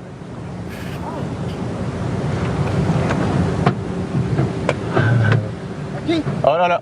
Oh no, not in the front. I washed the cab. I need you guys to get in the back. Atrás? Yeah, you can't. Yeah. Oye, güey, ¿dónde nos están llevando? Okay, settle down, you guys. I'm gonna close this on you. ¿Dónde? Now we have fun. Over speed bump. Watch it. Hold on, Beaner. Sorry about that. I didn't see it. I didn't see the bump. Oh, there's another one. I'm sorry. The great thing about Beaners is they are always willing to work. Always. That's what they're good at. They're good at working and having babies. They think they're coming over to my house to fix my deck. What they don't know is that we're not going to my house. We're going somewhere else. I'm not going to ruin the surprise, but we'll be there in a minute. I just swerved. Sorry. You guys okay? Estás perdido, güey. ¿Vas a comprar comida? Okay, yeah. I don't know what the fuck you just said. Macarena, something like that. I don't know. So we're almost there. Get ready for this.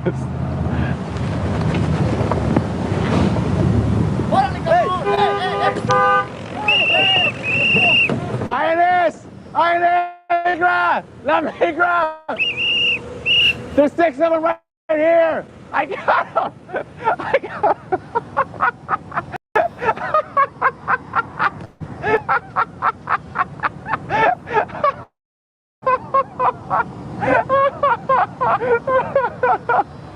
That's so much fun!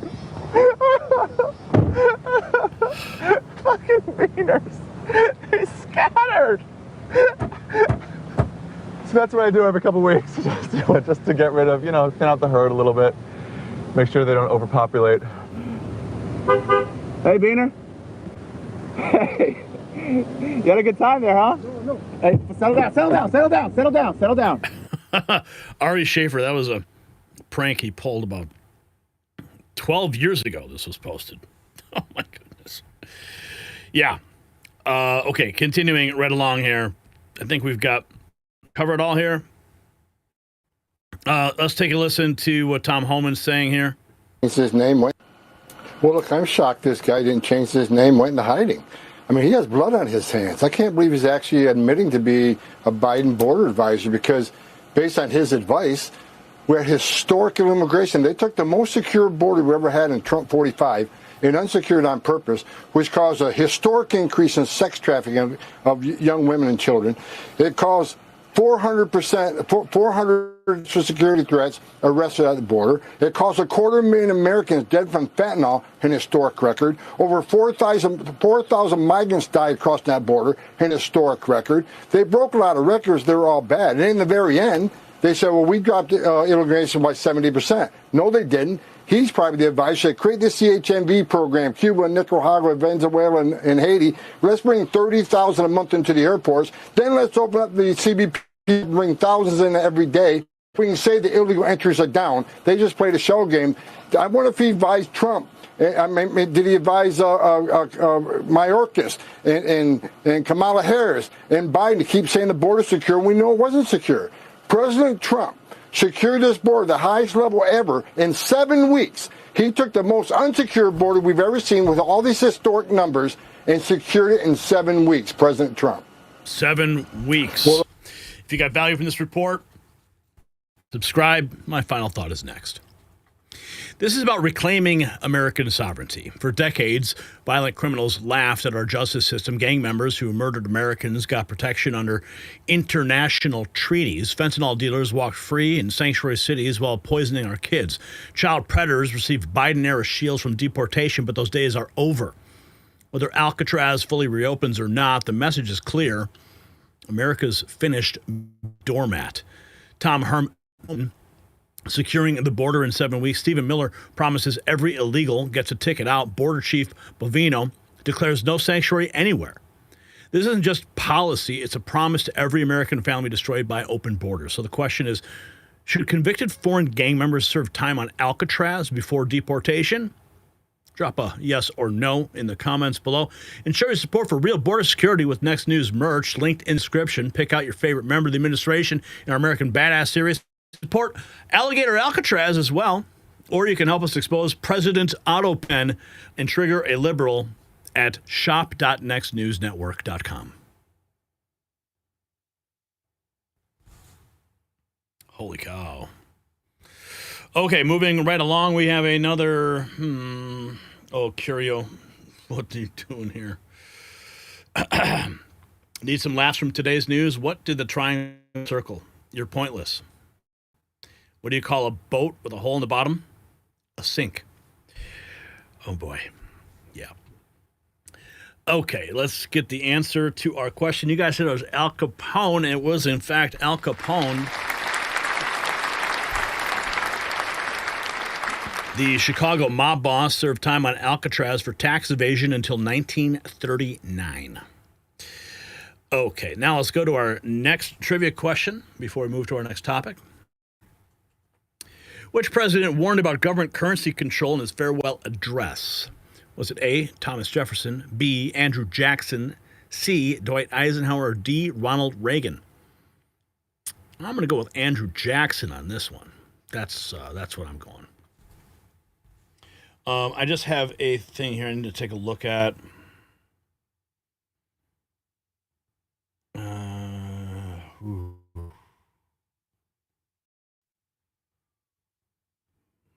Okay.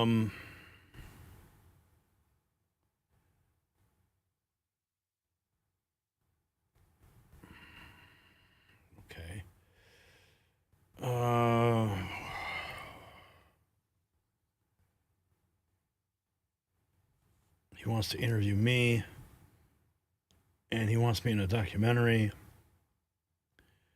Okay.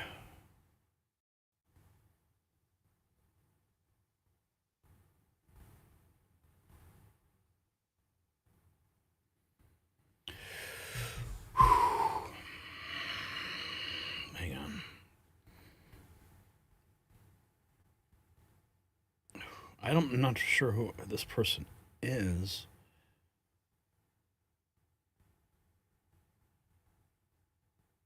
Sorry, I get like so messages during the day. I gotta see who this person is. Mel Carmine. You guys know who that is?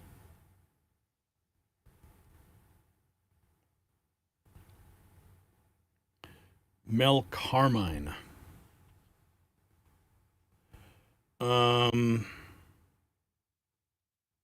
Crypto, some kind of crypto exchange, doing something about social media censorship, which I certainly know a lot about. Let me see. What's this about? He's got 37 followers.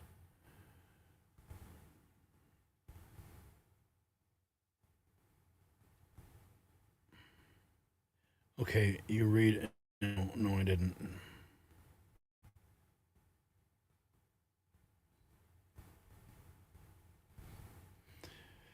No, I didn't see them yet. I'm live right now. Is this him?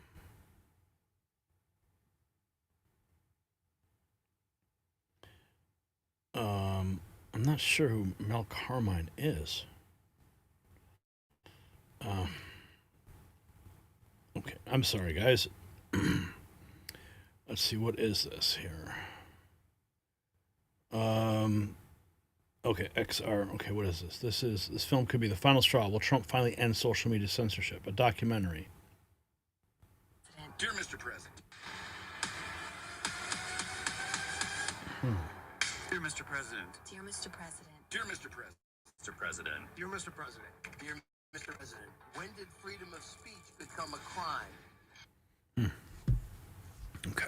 I guess they want me to be in this documentary. Cool. I'm happy to. All right. Where do we go here? All right. Did we do the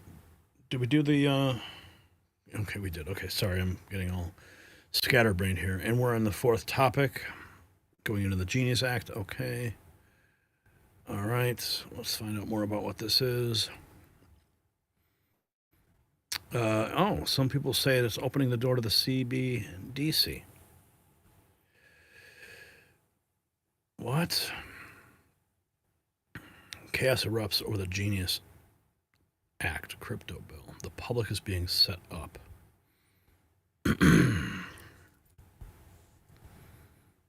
Okay.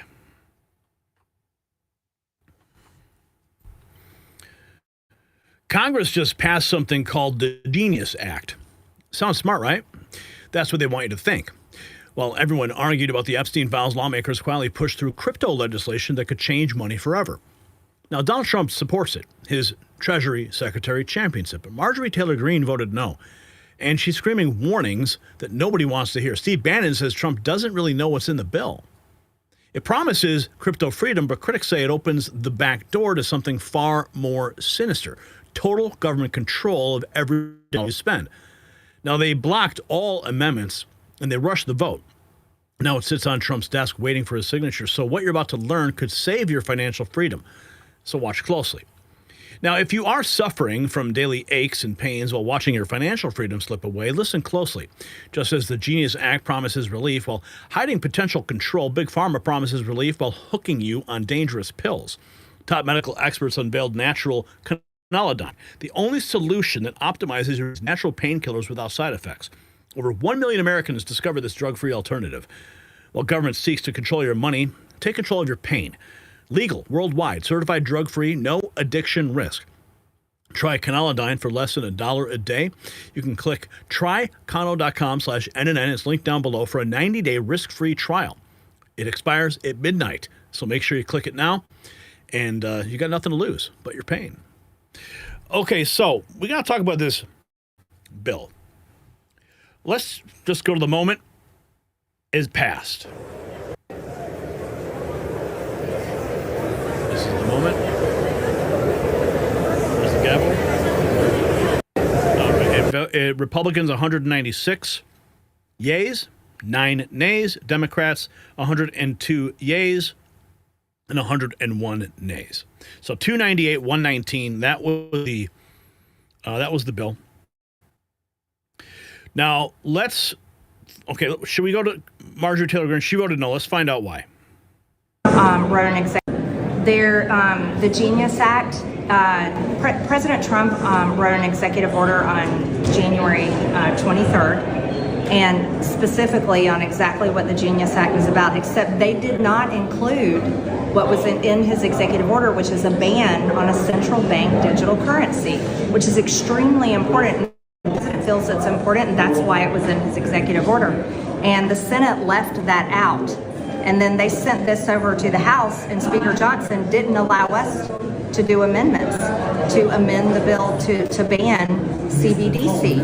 And that's a House issue. It's not, I fully support the president. I will vote for the Genius Act when they ban central bank digital currency and the Genius Act. We need to get it right. It's run through and us forced to vote on something when they take away our right to amendments. Yeah. The Genius Act. Okay, so she voted no because that amendment was not included. And here is the White House press briefing room just a few hours ago, right before the bill passed. Here's Karoline Leavitt confirming Trump is, in fact, against a central bank digital currency and already signed an executive order banning it. Wondering if you could comment. I was curious to hear if it was in favor of removing any and all language around central bank digital currencies from the Genius Act, maybe as a means to get it across the line and get it on his desk. And then my second question was about something the president spoke about in this room. He talked about a $600 de minimis tax exemption for Bitcoin and other crypto spending. So I was just wondering if you could comment on those. Sure. Well, the president did signal his support for a de minimis exemption for crypto, and the administration continues to be in support of that. We are receptive to it to make crypto payments easier and more efficient for those who seek to use crypto as simple as buying a cup of coffee. Of course, right now that cannot happen, but with the de minimis exemption, perhaps it could in the future, and we will continue to explore legislative solutions to accomplish that. As for the central bank digital currency and the Genius Act, which you noted has passed through Congress and will be sent to the president's desk. I believe the House is voting on it. If they haven't, they should be passing it. We know we have the votes, and we expect it to get to the president's desk, and we are planning a signing tomorrow afternoon. All of you will get more details on that. This piece of legislation is going to make America the crypto capital of the world, and that's what the president promised. As for a central bank digital currency, the president opposes that. He made that promise to the American people on the campaign, and while it's not in this specific piece of legislation, he did sign a January executive order banning a central bank digital currency. The administration supports Congress's efforts to codify that executive order into law, and I believe there will be future pieces of legislation in regards to crypto that will be moving through Capitol Hill. The president looks forward to signing them, and he looks forward to the signing ceremony this afternoon. So thank you for being with us today. So the signing ceremony going to happen, and of course, people are concerned that this is going to open the door for CBDCs. We're going to find out. I think Alex has a take two. We're going to get to that. This was 9 hours ago. But as you saw, the press secretary just state that while it's not in the bill, she hopes there will be another bill introduced that will codify President Trump's executive order. So all hope is not lost. But let's see what Alex is saying on Real America's Voice. That would basically be a fact that there is a pathway to this with a digital central bank digital currency dollar in this Genius Act, and then OTG and you and a few others have been exposing it.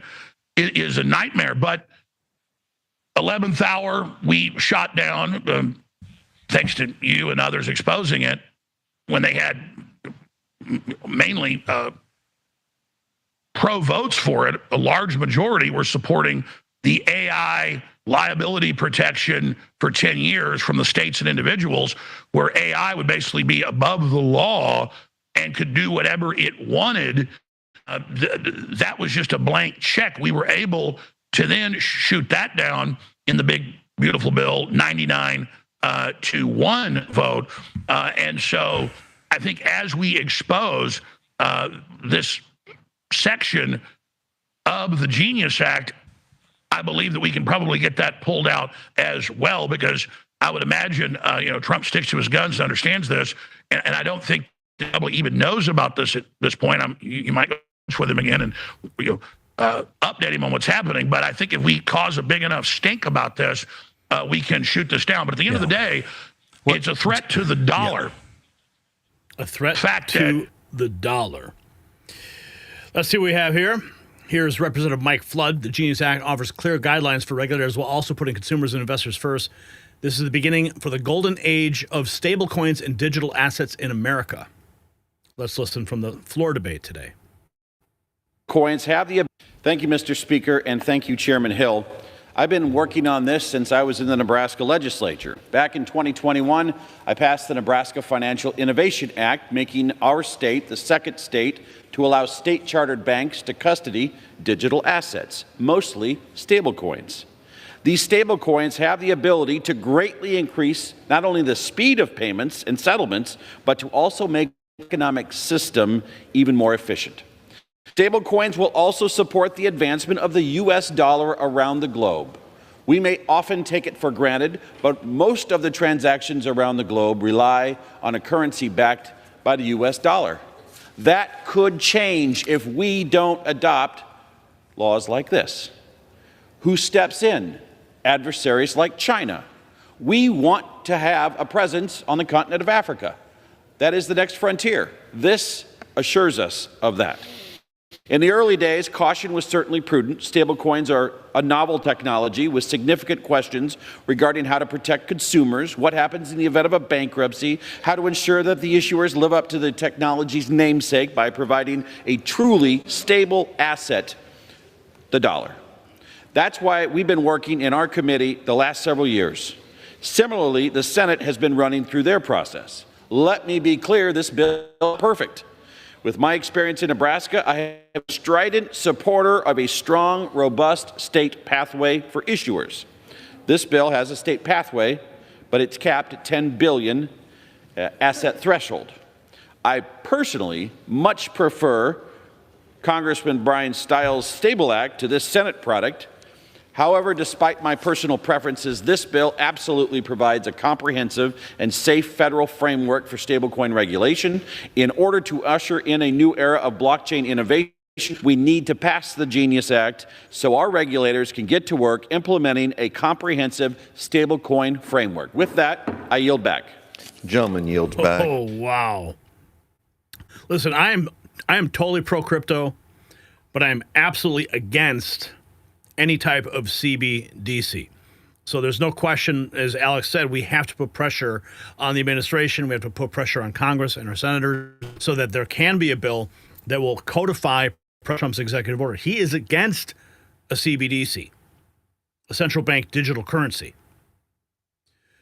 Okay, again, I support like XRP, Bitcoin, these types of things. A lot of people do believe, like Marjorie Taylor Greene, she says here, Congress is secretly pushing for a cashless society. A lot of people believe that the Bitcoin is part of that. It would end financial freedom, citing biblical prophecy, Revelation 13, verse 16 and 17, which is a reference to the mark of the beast. She says that Mike Johnson made a deal to ban CBDCs in the NDAA last night, despite knowing this will be stripped out in the Senate. To digital currency. Let's start with the Genius Act. I'm very confused about the Genius Act. I thought there was a deal made by the president to make sure included was going to be the central bank. There'd be no possibility of a backdoor to get that. So where are we? Steve, let me explain something. In 1971, we went off of the gold standard. The Federal Reserve did that. And we went to cash, a cash society. And the value of the dollar has drastically gone down to the buying power is less than 10 cents now from where it was in the 1950s before we went off the gold reserve. What's happening today on July 17th in 2025? No one is paying attention. No one's talking about it. Everyone is in blind rage about the Epstein files, and I don't blame them. However, right now, what is being voted on today in Congress is the entire setup, groundwork, and an entire infrastructure being laid to move from cash to digital currency. And the number one thing that is not happening today is a ban on a central bank digital currency. This means the ability for the government to take control of your digital bank account where all your money is and turn it off. And this is why I'm so upset and it's not being talked about. Steve, I was the only no vote on the rule last night. And Congress set a record last night and no one's talking about that either. This was the longest vote held open for a rule in history. And it finally shut down sometime around midnight, because there was a deal made and the deal will not be honored. It was a deal that Speaker Johnson made, and he said that he would put a ban on central bank digital currency in the NDAA. But let me tell you something, that's going to get stripped out in the Senate, because what they told us all week long is the Senate does not have the votes to pass a ban on a central bank digital currency. So I want to lay this out straight for you all. Never thought in your lifetime that the government would shut you down, would close your churches, would close your schools, would close your business. And that happened only a few years ago. But what is happening today is the groundwork is being laid, and it's all in the name of cryptocurrency and stablecoin. But it is the entire regulatory process to switch us from cash to a cashless society to digital currency that can be controlled by the federal government. And there will be no ban on a central bank digital currency. There will be no way to protect your ability to fully control your digital currency in the future. And I'm voting no to this today. I don't know if there'll be any other no votes on the Republican side, but I'm voting no to this because I'm a Christian and I've read the Bible and I believe what Revelations 13, 16 through 17 says. And I just cannot vote for a future system that will do that. But it's okay, hang on. But I thought one time you had a dozen or maybe 25. You had the House Freedom Caucus plus others that are saying, hey, we don't support any possibility of having a central bank digital currency. A lot of them are concerned about things in the Genius Act overall, but they're prepared to, say, we'll let that go forward. But they're adamant about the central bank digital currency. Where are all the other dozen, 20, 24 people that were with you? They remain concerned. Don't get me wrong. My colleagues remain. I'm not in the Freedom Caucus, so I'm going to lay that out right there. My colleagues remain concerned about a central bank digital currency. As a matter of fact, that was expressed as a concern by Republicans in every meeting that I was in. but yet there was no massive effort on a large scale to stop a central bank digital currency. It's just this. They were saying, we've got to deliver. The president wants this passed. We didn't even know about the Genius Act today, but they're saying we have to have this passed. He wants a sign ceremony on Friday. He wants this done, and they're willing to push it forward without guaranteeing and passing on the front end. My demand is, let's do this on the front end. Let's stop the central bank digital currency first, and then let's pass this stuff. But no one is willing to do that. They were willing to make deals that I don't believe will hold, because we were told all week, Steve, by everyone, that a ban on CBDC, central digital currency, will not pass in the Senate. There are not 60 votes for that. So by Johnson putting it in the NDAA and saying this is our effort to get it to pass, it doesn't mean that it's going to pass in the Senate. They're going to gut it out. We watched them do that with the BBB. They're going to do it with Clarity, the other Bitcoin, the market regulatory bill that will pass today. They do this time, and the House constantly gets jammed. And here's one thing that really makes me angry, Steve. This was a closed rule. Johnson did not allow us to make amendments to the Genius Act, to make an amendment to put a ban on CBDC in the Genius Act. We were told, you don't have a right to amendments. You don't get to do your legislative process anymore. You just have to vote on it. And they forced it through, making what I think is a fake deal. And I wish the Freedom Caucus had held, but they didn't. They work and they want to pass the president's agenda, and I do too. But I'm not willing to go along with the pathway to a central bank digital currency in a cashless society where none of us can control our money, because I don't trust the government, and no one else should trust the government. And just because this administration is committed to that doesn't mean that a future administration will not lock down our bank accounts if we're doing and saying what they want us to do. We've already been there. That was the past 4 years. I don't want to ever go back to that. And I don't want that future for my children, Steve. And so I am upset today. I'm adamantly no to this. And I wish I had more Republicans standing with me. Let's start with cow. Okay, so here's the solution. The solution is that we need to have a standalone bill, simply banning CBDCs and codifying President Trump's executive order. End of story. Here we have Project Constitution 10 hours ago posting the chaos erupts on House floor over Genius Act crypto bill. The public is being set up. Today, July 17th, 2025, while the media distracts you with Epstein headlines, Congress is quietly laying the foundation for something far more dangerous than most realize: the death of cash and the birth of government-controlled digital currency. Calling it the Genius Act, a Trojan horse bill being rushed through the House right now, and it has passed. Chaos erupting on Capitol Hill as lawmakers scream about rule violations and betrayal. Holy cow. This is outrageous. A kangaroo court lacks decency, and this is not how we govern. You're ramming through one of the most controversial nominations of this administration. Senators walking out in protest. The Genius Act sets up the entire infrastructure for a cashless society and does not include a ban on central bank digital currency. This means the federal government could soon have a total control over your money, with the power to track, freeze, or block your account if you step out of line. Speaker Mike Johnson made a deal to include a CBDC ban, and now they're trying to strip it. This is DC corruption at its finest. Vote, betray, and repeat. Let's hear. This is a clip from BTC Sessions. The Bitcoin. Did the U.S. just take a massive step towards Bitcoin leadership, or are we walking into a trap of sorts? The much-hyped Genius Act just cleared procedural voting in the House and heads for a final vote tomorrow. It's being sold as a historic chance for the U.S. to dominate Bitcoin and so-called digital assets, paving the way for stablecoin issuers, pumping global demand for dollars, and even creating new buyers of U.S. treasuries and potentially Bitcoin, like we've seen with Tether. But not everyone's on board. Yesterday, 13 Republicans broke ranks, raising red flags about what's actually buried in the bill. And it might not be the pro-Bitcoin win that many were told it was.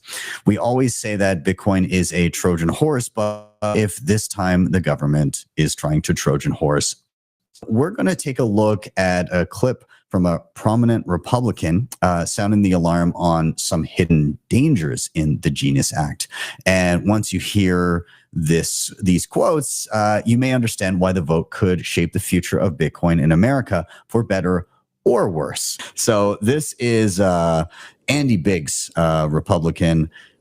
He said the Senate's Genius Act creates a framework for a layered central bank digital currency and does not guarantee self-custody, the freedom to control your money. House leadership must allow an open amendment process so members can freely debate and improve the bill. And I want to show this clip here of Marjorie Taylor Greene, and she's talking about her concerns around the Genius Act. I want to lay this out. Okay, so we just played that. Clearly, there are some very terrifying things in this bill. It has passed. There's going to be a signing ceremony on Friday, tomorrow, and it's going to be signed into law. Of course, we do not want to have a mark of the beast infrastructure constructed. However, we can delay prophecy, perhaps, but you can't stop it. You can't stop what has been written in Scripture. You can be aware of what it says and use this information to guide our steps, but you can't stop what is written in the Word. It says the Antichrist will come to power. It says that every man will receive a mark in their right hand or in their forehead, that no man will buy or sell save he that has the mark, the number of the beast. That's what it says. So I have consider this a sign even. You know, the Lord told us that we must watch for the signs. It was a command given by Christ that we would see the signs of the season of his return. What is this? Is this a sign? Is this the footsteps of the Antichrist coming to power? The framework for digital transactions has been around for a very, very long time. Look in your wallet. Look at your credit card. Look at the little gold chip that's in your credit card or your debit card. Have you noticed that wherever you go now, you can simply take your credit card and you can tap to pay. It used to be you have to swipe or insert.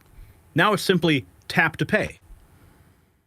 I mean, that's as simple as now move that little gold chip, move it to the size of a grain of rice. I mean, we've covered this time and time again. The technology exists to have RFID chips inserted into people. People are doing it voluntarily.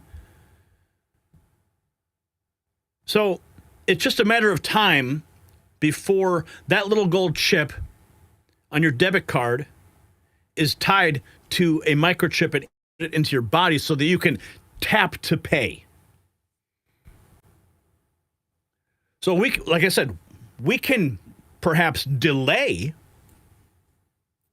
the prophecy, but you cannot delay what is written.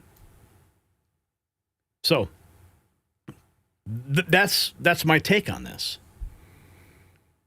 We have to have eyes open. We have to be able to watch what is happening to prepare our soul for eternity. Now, if we can get a bill passed, it's going to completely block CBDCs. Let's go. Let's do it. Let's try to make it happen. But what is written is written. There will be a time that a mark will be placed in the right hand or in the forehead so that no man will be able to buy or sell.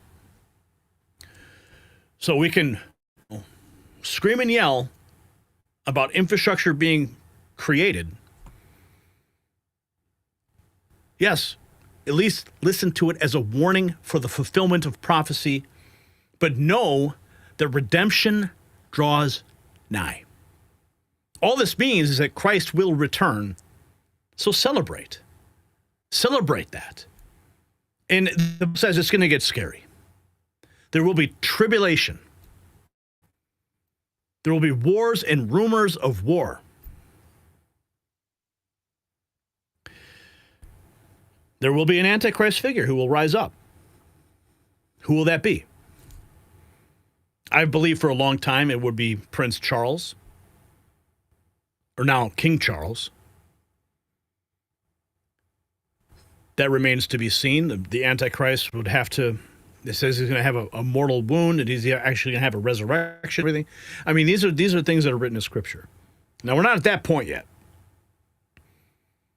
But if these things are coming to pass right now, know that we are getting closer to the date of Christ's return, that no man knows the date nor the hour. So if this is all written in Scripture, if it's all there, then there's nothing you can do to stop it. Nothing. You try to, if that is in fact the true infrastructure for the mark of the beast technology, so that no man may buy or sell, if that's it, you could try to pass a bill to ban CBDCs, but it's not gonna pass. If that is in fact the true infrastructure for that technology, because it is written.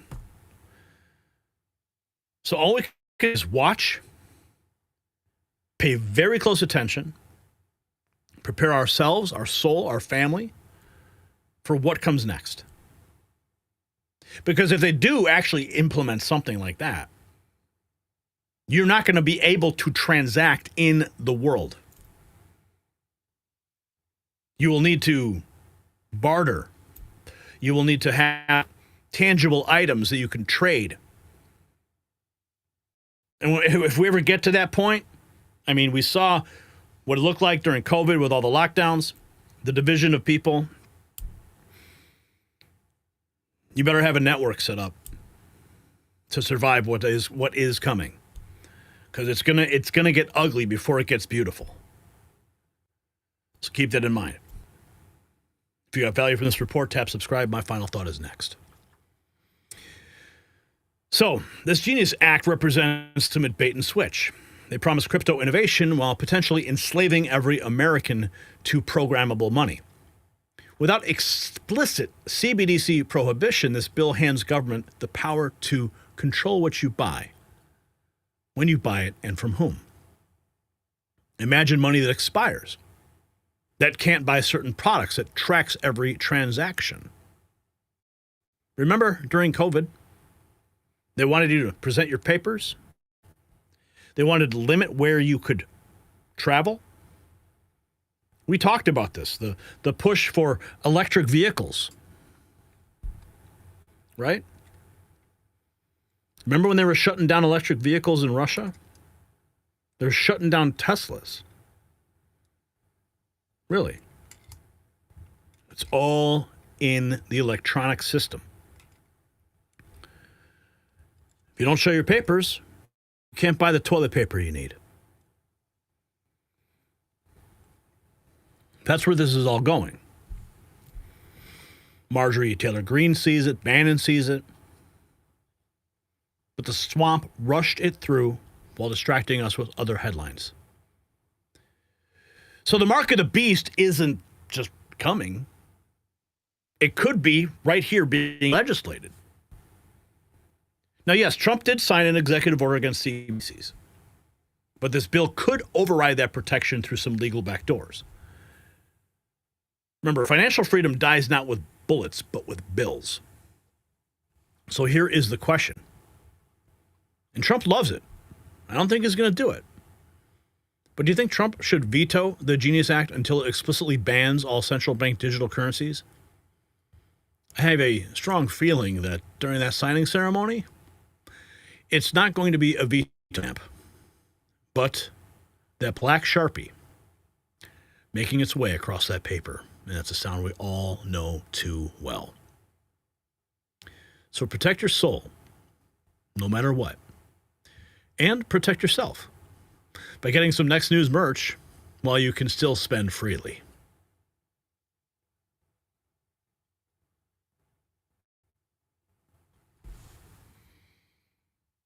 For such a time as this. Wow. I almost feel like I need to cut that whole clip out and put it as a short of my little take on the central bank digital currency. Yeah, maybe we should. Let's see here. Squeeze-a-lot is back. $1 bill in hand, saying cash is the one preventative measure of absolute tyranny. Digital currency can destroy privacy and can allow persecution of those with opposing political views. Remember the Canadian truckers? Of course we do. Squeeze-a-lot says, bring back the gold and lead standard. Pay us in gold, then leave it to us to defend our own gold with lead. Sure. $10. Dropping $20. Thank you for that. And Warthog saying, you are here. Revelation 27 and 8. Okay, what is Revelation 27 and 8? Look that up real quick. Revelation 27-8.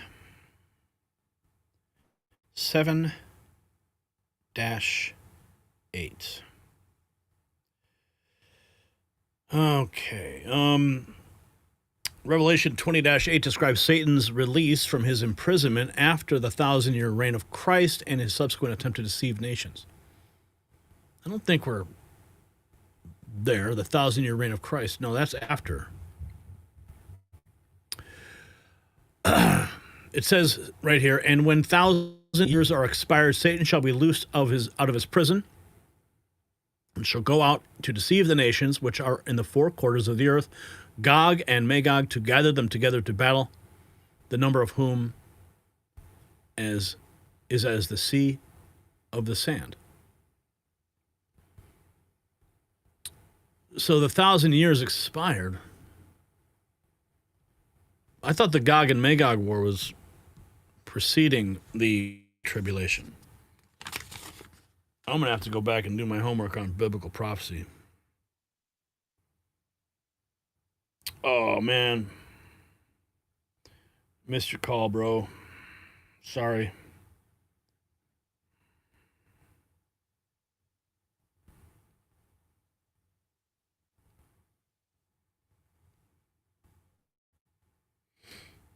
Okay.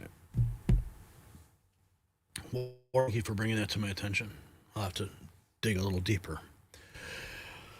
Okay, where are we going from here? The answer was Andrew Jackson. I got it right. Did you?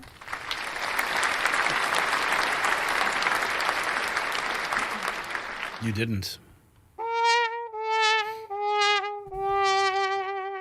Y'all said Ronald Reagan. Andrew Jackson fought central banking and warned about government currency control throughout his presidency. All right, next segment we have here, next question. Which government agency created Radio Free Europe as Cold War propaganda in 1949? A, State Department, B, CIA, C, Voice of America, or D, the Pentagon? Radio Free Europe, Cold War propaganda. I'm going to go with the... I don't want to say Voice of America. I'm going to say State Department on this one. That's where I'm going.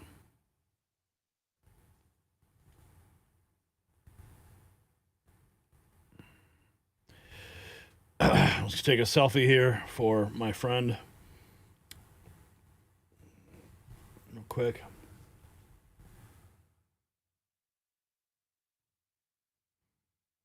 All right. There you go.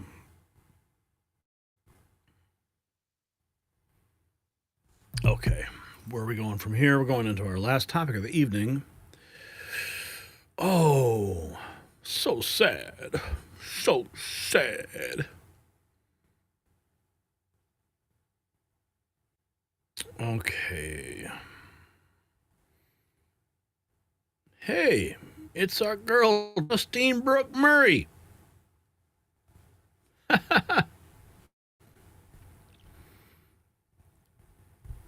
All right. Defund NPR and PBS. Here we go.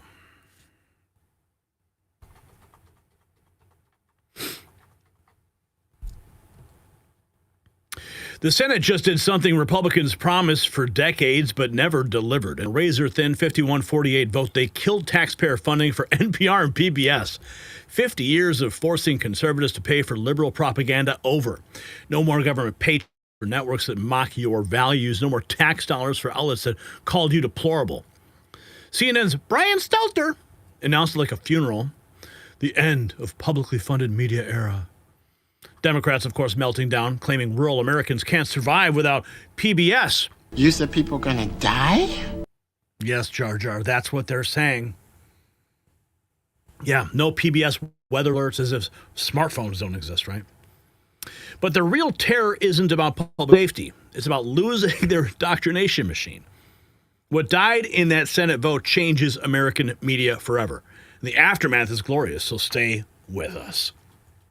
And just as big media aged poorly by pushing propaganda over truth, your skin ages when collagen production declines. While NPR and PBS lost their taxpayer lifeline, you can restore your body's natural support system. By age 40, collagen drops dramatically, causing wrinkles, sagging skin, and weak joints. That's why I use Ageless Multi-Collagen. State-funded media that feeds you garbage. This feeds your body 5 key collagen types from 4 clean sources. No GMOs, no artificial ingredients, just pure rejuvenation. Get 51% off at healthwithgary.com, including free shipping, 60-day guarantee, and a bonus skin guide. Look at my skin, right? Ah, yeah. Defund aging while we defund propaganda. Your skin will thank you. Okay, so this just in. Check this out. Multiple NPR and PBS stations will either be forced off the air or forced to run fewer shows after they're defunded by Trump's package that is about to be fully passed by Congress, according to CNN. Budget shortfalls hitting this fall. Good riddance to NPR and PBS. I've got a great idea. Great idea. Sell advertising. You know what? Put some commercials in there. No more sponsored by the Rockefeller Foundation. All right? Just go and get some commercials. You'll pay for it just like all the other channels out there. And if you can't sell the advertising, if you can't survive in the free market, well, there's a lot of options, like shutting down. So if you want to fund your propaganda, simply just get an advertiser to pay for it. All right? 12 hours ago, Representative Marjorie Taylor Greene. Today, the House votes to rescind $535 million from the Corporation for Public Broadcasting. Taxpayers shouldn't be forced to fund left-wing propaganda. NPR and PBS can hate us on their own dime. Exactly. It's time for American taxpayers to stop footing the bill. Businesses. The Corporation for Public Broadcasting is using taxpayer dollars to actively suppress the truth, suppress diverse viewpoints, and produce some of the most outlandish, ludicrous content. After listening to what we've heard today, we'll be calling for the complete and total defund and dismantling of the Corporation for Public Broadcasting. Here's how it works in America every single day, private businesses operate on their own without government funding. We believe that you all can hate on your own dime. The Corporation for Public... Hate us on your own dime. Sounds good to me. We got this from Senator Ted Cruz. But we also have our own hit from the White House today. Karoline Leavitt. Our cameras were there, rolling. Karoline Leavitt announces Senate Republicans passed Trump's $9 billion rescissions package. It kills billions in foreign aid and finally defunds PBS and NPR. No more tax dollars for leftist propaganda. Now it's the House's turn. Watch her deliver the news. Rescissions package. Last night, Senate Republicans passed President Trump's $9 billion rescissions package. This will help restore fiscal sanity in our country by rescinding billions in wasteful foreign aid and finally ending taxpayer funding for PBS and NPR, two media organizations that have ridiculously used federal dollars to push a partisan left-wing agenda for many years. The House should pass this rescissions package immediately and send it to the president's desk for signature. Last night, Senate... And I'm sure the president will gladly sign it.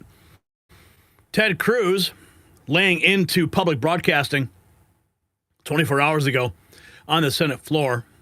Listen. And PBS, Mr. President, public broadcasting has long been overtaken by partisan activists, plain and simple. This isn't just an abstract critique. NPR and PBS have revealed their left-wing bias time and time again. When blowing the whistle on NPR, Yuri Berliner, a former senior editor, himself a left-wing Democrat, wrote that, quote, NPR has always had a liberal bent. An open-minded spirit no longer exists within NPR. We don't have an audience that reflects America. Exhibit A, after the New York Post broke the Hunter Biden laptop story, NPR ran political cover for the Democrats, refusing to cover the story. Quote, we don't want to waste listeners' and readers' time on stories that are just pure distractions. Mind you, the story was true. That's why they didn't want to cover it. As for PBS, its coverage of last year's DNC was only 12% negative. The RNC, a staggering 72% negative. If you want to watch left-wing propaganda, turn on MSNBC. But the taxpayers should not be forced to subsidize it. I urge a no vote on this amendment. Let's keep going right along with the good news. Chuck Schumer. What's he saying? You said people gonna die? Yeah, Chuck Schumer. That's what they're saying. Schumer thinks anyone in rural America is incapable of receiving weather warnings if PBS and NPR are defunded. Sometimes when parents see Republicans just act educational programming, when people see Republicans just act Sesame Street, pay for tax cuts to billionaires, Republicans not just betrayed them and defunded public radio, sometimes the only source in rural areas so vital to natural disasters, and it's the only news source there. The consequences will be severe. Americans will remember. Democrats will ensure that they don't forget. When parents see Republicans... Oh, you can do what you want. You can try to make us pretend like we care. Amy Klobuchar fearmongers people will not get alerts for natural disasters without PBS and NPR. What, Jar Jar? You said people gonna die? Yeah, that's what Amy Klobuchar is saying right now. And if they can just start to go... this is completely outrageous. Remember, this is money that was already decided on by a Republican House, a Democratic Senate. It was a bipartisan agreement. And if they can just start to go in there and take away these incredibly important funds, the sky's the limit. So that's my first point to our Republican colleagues. What are you doing? I guess you'll just rubber stamp anything Donald Trump wants. But the second one is, look at what this is for.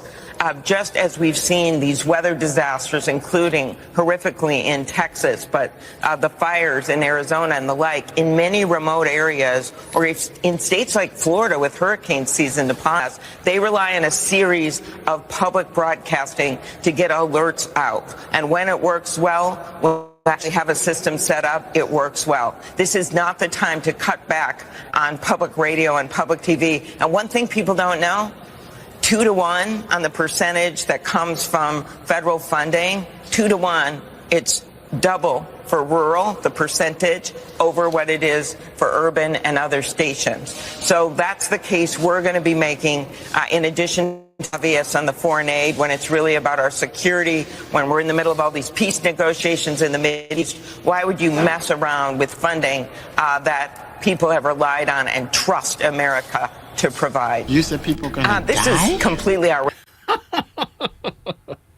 Oh, these people. They make me laugh and laugh and laugh. Okay. Oh my goodness, they're not going to get emergency alerts? Because everyone's busy watching PBS, right? Waiting for their emergency alert. See, that's how this works, Amy. Okay, how many times have you been sitting there watching your television show? All of a sudden, you get like the monthly alert, the emergency alert. This is a test of the emergency broadcasting system. Doesn't matter which freaking channel you're watching, it's happening on all channels. Now, I live west of Chicago, and we get weather patterns that come over here, tornadoes. Thankfully, we've never been in the center of one, but they come out here. We get the alerts, and no matter what we're watching, the emergency alert shows up. Tornado warning, take shelter. And then we also get it on our phone. All the phones, my wife's phone, my phone, everything, my tablet, everything. Psh, alert.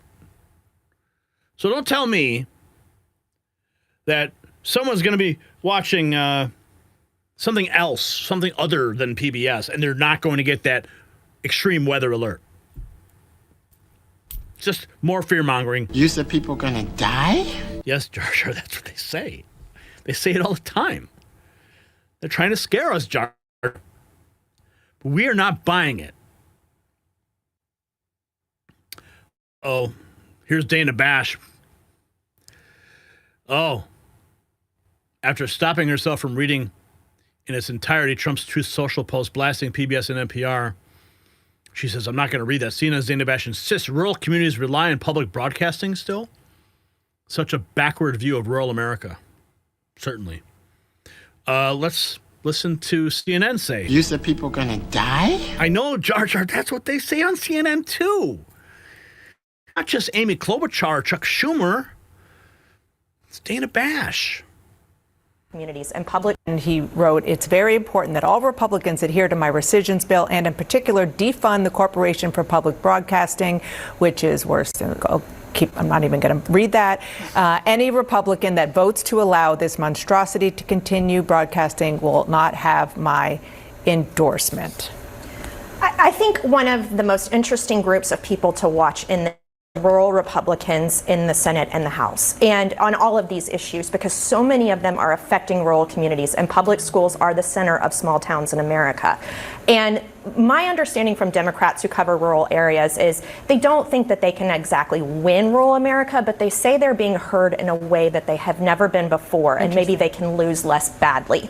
And so I just think tariffs, USAID, and SNAP, which the agriculture community funds or sells their product to, these are all putting stress on rural communities. And rural communities rely on public broadcasting still. That too. And public education. Absolutely. Yeah. Oh, such a good point. All right. Such a good point. Okay, what do we have here? Oh, here's Brian Stelter. Brian Stelter.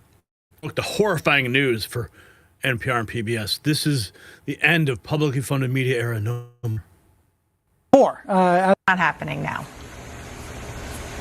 No, this is the end of a publicly funded media era. This dates back to the days of black and white television. You know, back in the 60s, Congress saw... Orange Man, bad for sure. Does he have to put self-tanner on his bald head, too? Sorry.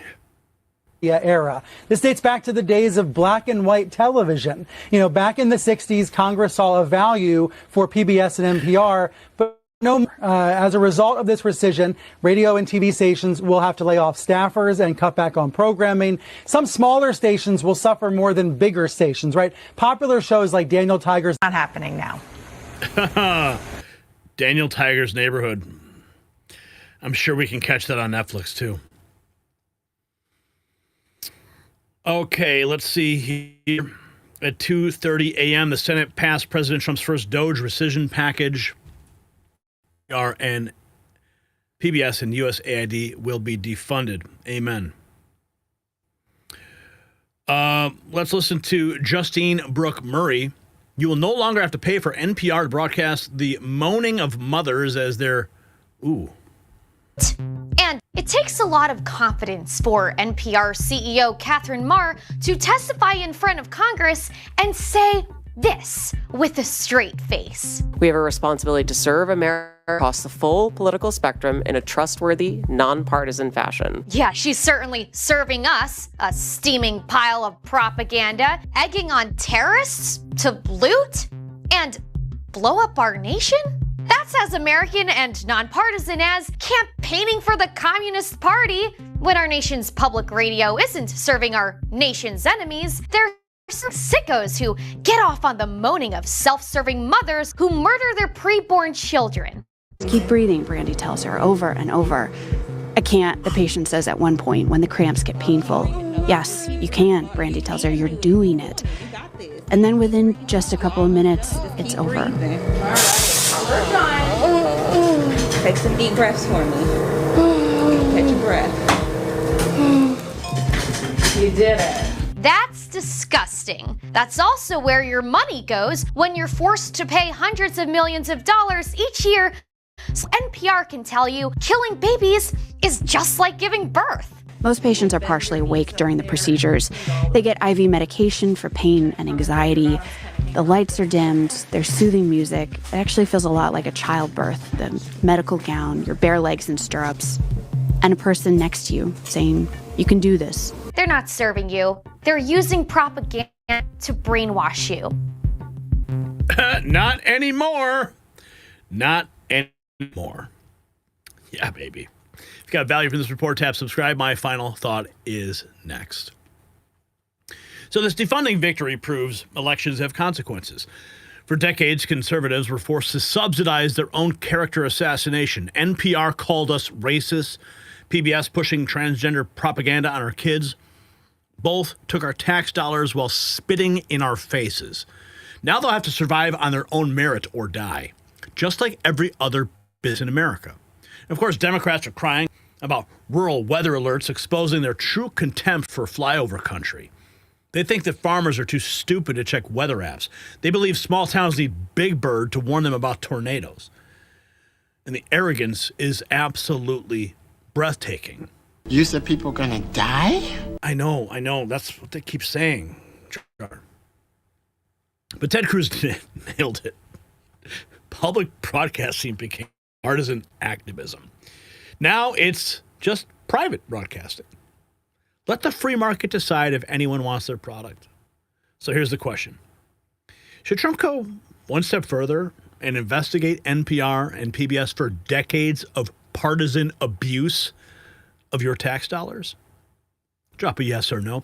And you can celebrate this victory with some Next News gear. Yeah, we don't take the government dime over here at the Next News Network, but we will have yours. Support our work in exposing the Autopen conspiracy. President Autopen t-shirt. You can support Alligator Alcatraz, that new all-inclusive resort down in Florida with that lazy river. It's beautiful down there. Air conditioning, 3 meals, actually, yes. Even a runway that you can fly in and out of. And they'll even take you to your country version. How beautiful is that? Yes, they thought about everything down there at Alligator Alcatraz. So hit it up, shop.nextnewsnetwork.com, and trigger a liberal. You said today. people gonna die? Jar Jar, yes, I said that. Okay, let's get over it. Get over it.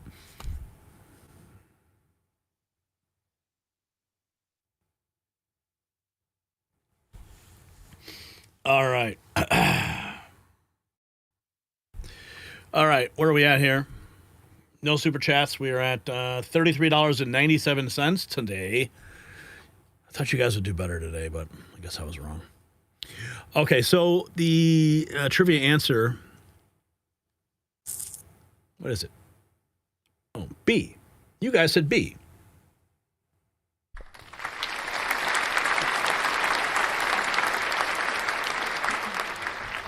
I got it wrong. How dare you? I know, I should be smarter than that, Greta.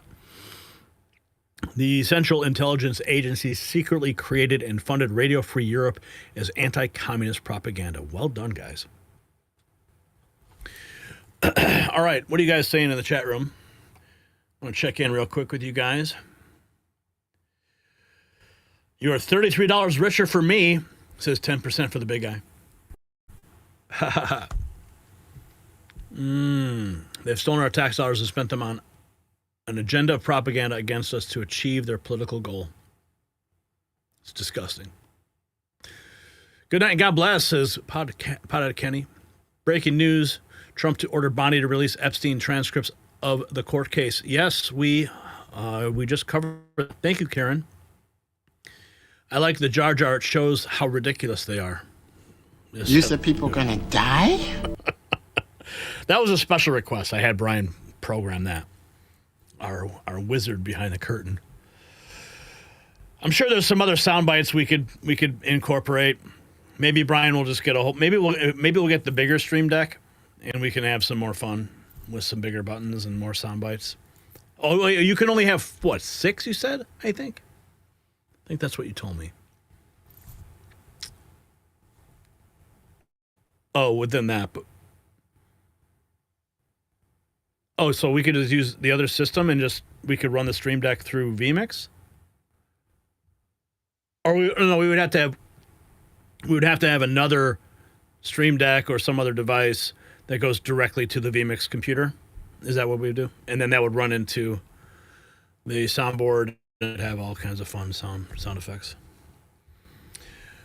How dare you?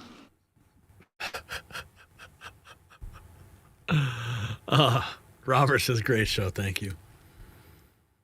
We need Mark Feiss's voiceover for Stelter clips from now on. Oh, dude, that would be great. If we just had a soundbite of Mark Dice saying Brian Stelter, that would be epic. Great idea. I'll be like, hey, Mark, check out our new sound effect. Brian Stelter. How funny. How funny is that? Okay, let me just check the news feeds real quick because this is all new breaking news. 1 hour ago, clandestine rights. And just like that, the Democrats and normies have been successfully baited into caring about Epstein. Now they're going to get what they asked for. And all the people who were talking shite about Trump, Bondi, Cash, Bongino prove they are morons. Excellent. Well, was this the grand design? Was this the grand 4D chess game that we didn't see coming? People did make that consideration. I believe I did bring that up in a couple of our reports on this. So we're going to find out. I mean, the fact that Pam Bondi is now going to be releasing the court transcripts, unsealed grand jury transcripts tomorrow is huge. So if you think about it from the 4D chess perspective, like I played you all those clips of, Pencil Neck and Jayal and Ratskin all screaming about files, release the files, release the files. I mean, this is fresh, right? This is what they're saying, like within hours ago. So now Bondi comes out, drops this bomb. And, sometimes when we catch these Democrats in their hypocrisy, we catch them up. It's usually like one administration later or, after, they usually think that whatever they said during the last campaign isn't going to catch back up with them. We always play their lips and we always call them out. Well, in this case, here they are. Within 24 hours, they made all these statements about releasing the Epstein stuff. Bondi comes out. Now they can't come out and say, no, don't do it. Right? Because it's way too fresh in the news cycle for them to recant. So we'll see how that pans out. Roger Stone's gratified that the president listened to my remarks at TPUSA and took action to unseal the Epstein grand jury testimony and search warrants in the Southern District of New York. Wonderful. What is this? This is the new Tron movie. Elon Musk is like, yeah, looks promising. Walt Disney Studios this October. They are coming to our world. Watch the brand new trailer for Tron Ares in theaters. Okay, say what you will about Disney. I grew up with Tron. I'm going to put down the cash to go see this. And I think we should watch this trailer together. Let's find out what's about. We're not going there. Whoop. Since time began, man has gazed at the stars and he has wondered, am I alone?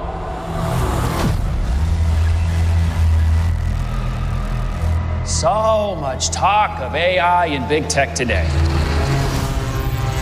Virtual worlds, what are they going to look like? When will we get there? Well, folks, we're not going there. They are coming here. I would like you to meet Eros, the ultimate soldier.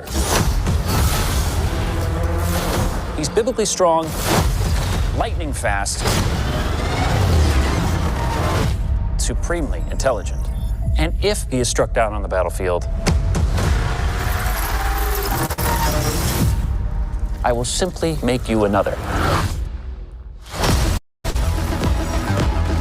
You think you're in control of this?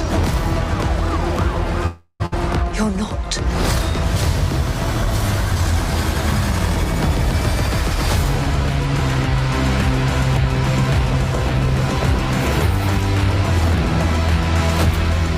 What are you? I'm looking for something.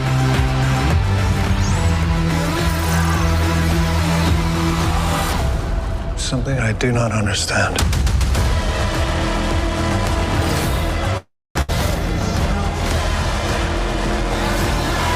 Hang on!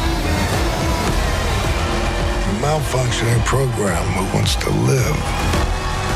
Why is that? It's just a feeling.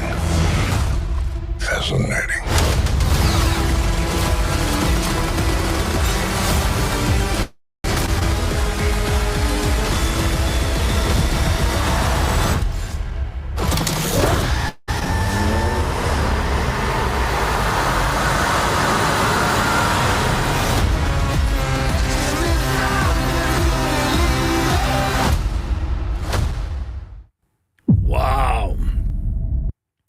And you can see they certainly hit all the inclusivity notes in that.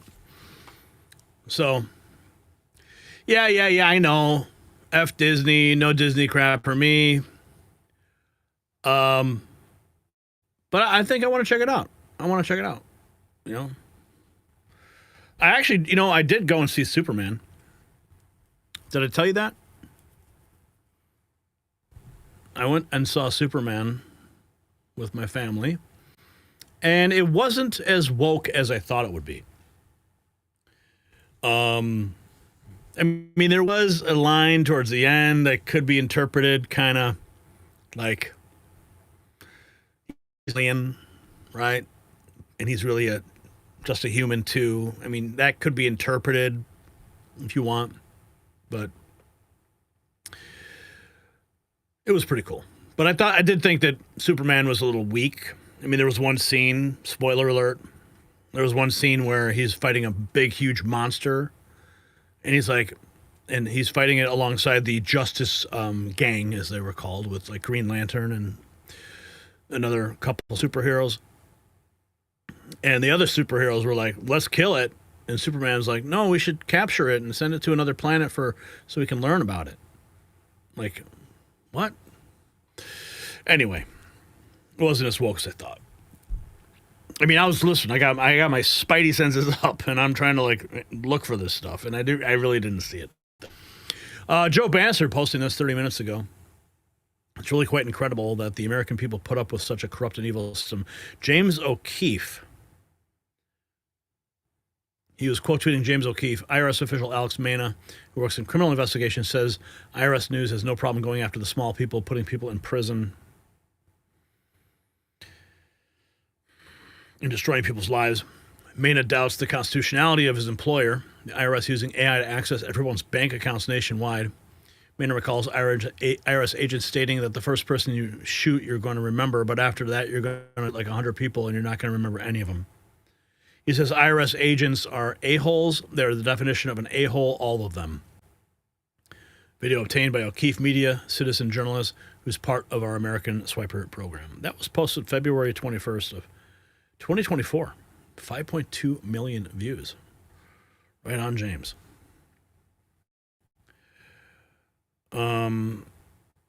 Not going to look at that. Okay. All right. Oh, and this, I'm finding out that the Late Show has been, Late Show with Stephen Colbert is getting canceled after the upcoming season. CBS is citing it as a final decision. Ha ha ha ha. Yep. Look who's getting canceled now. President Trump just exposed all the fake MAGA losers. He literally tweeted about it and gave them a hint and said, "You losers fell for it, hook, line, and sinker. Can't stop laughing." All right.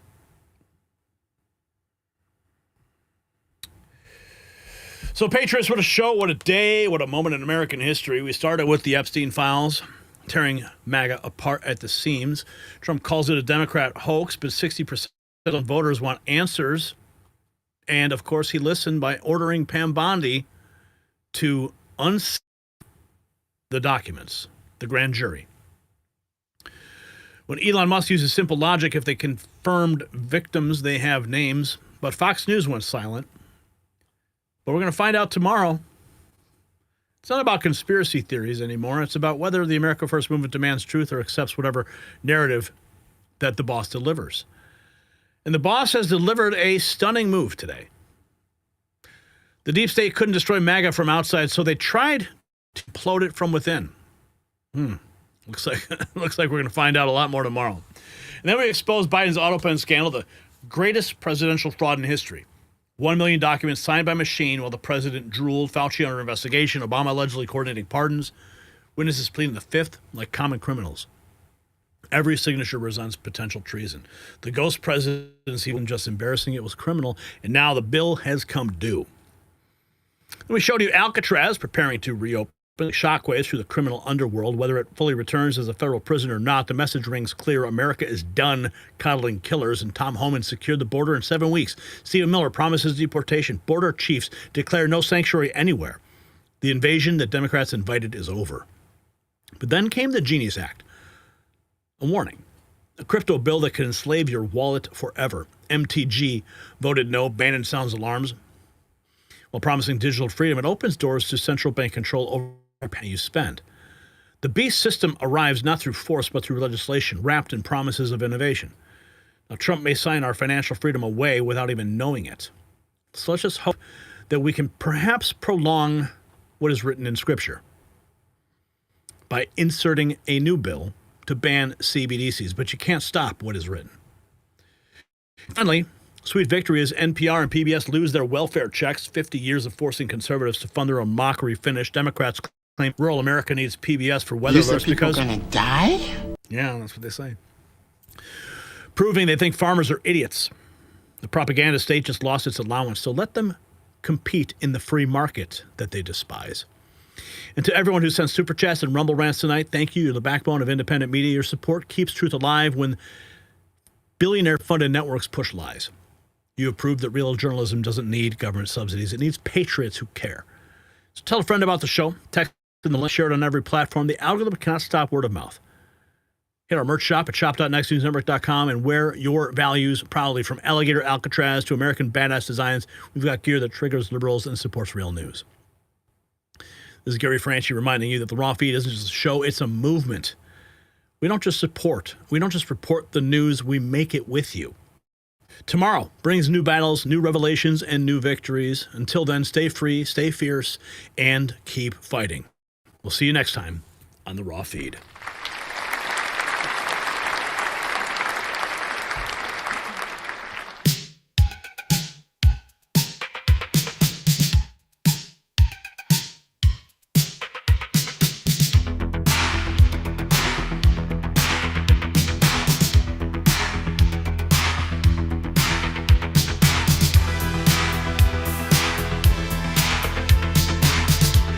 You said people gonna die?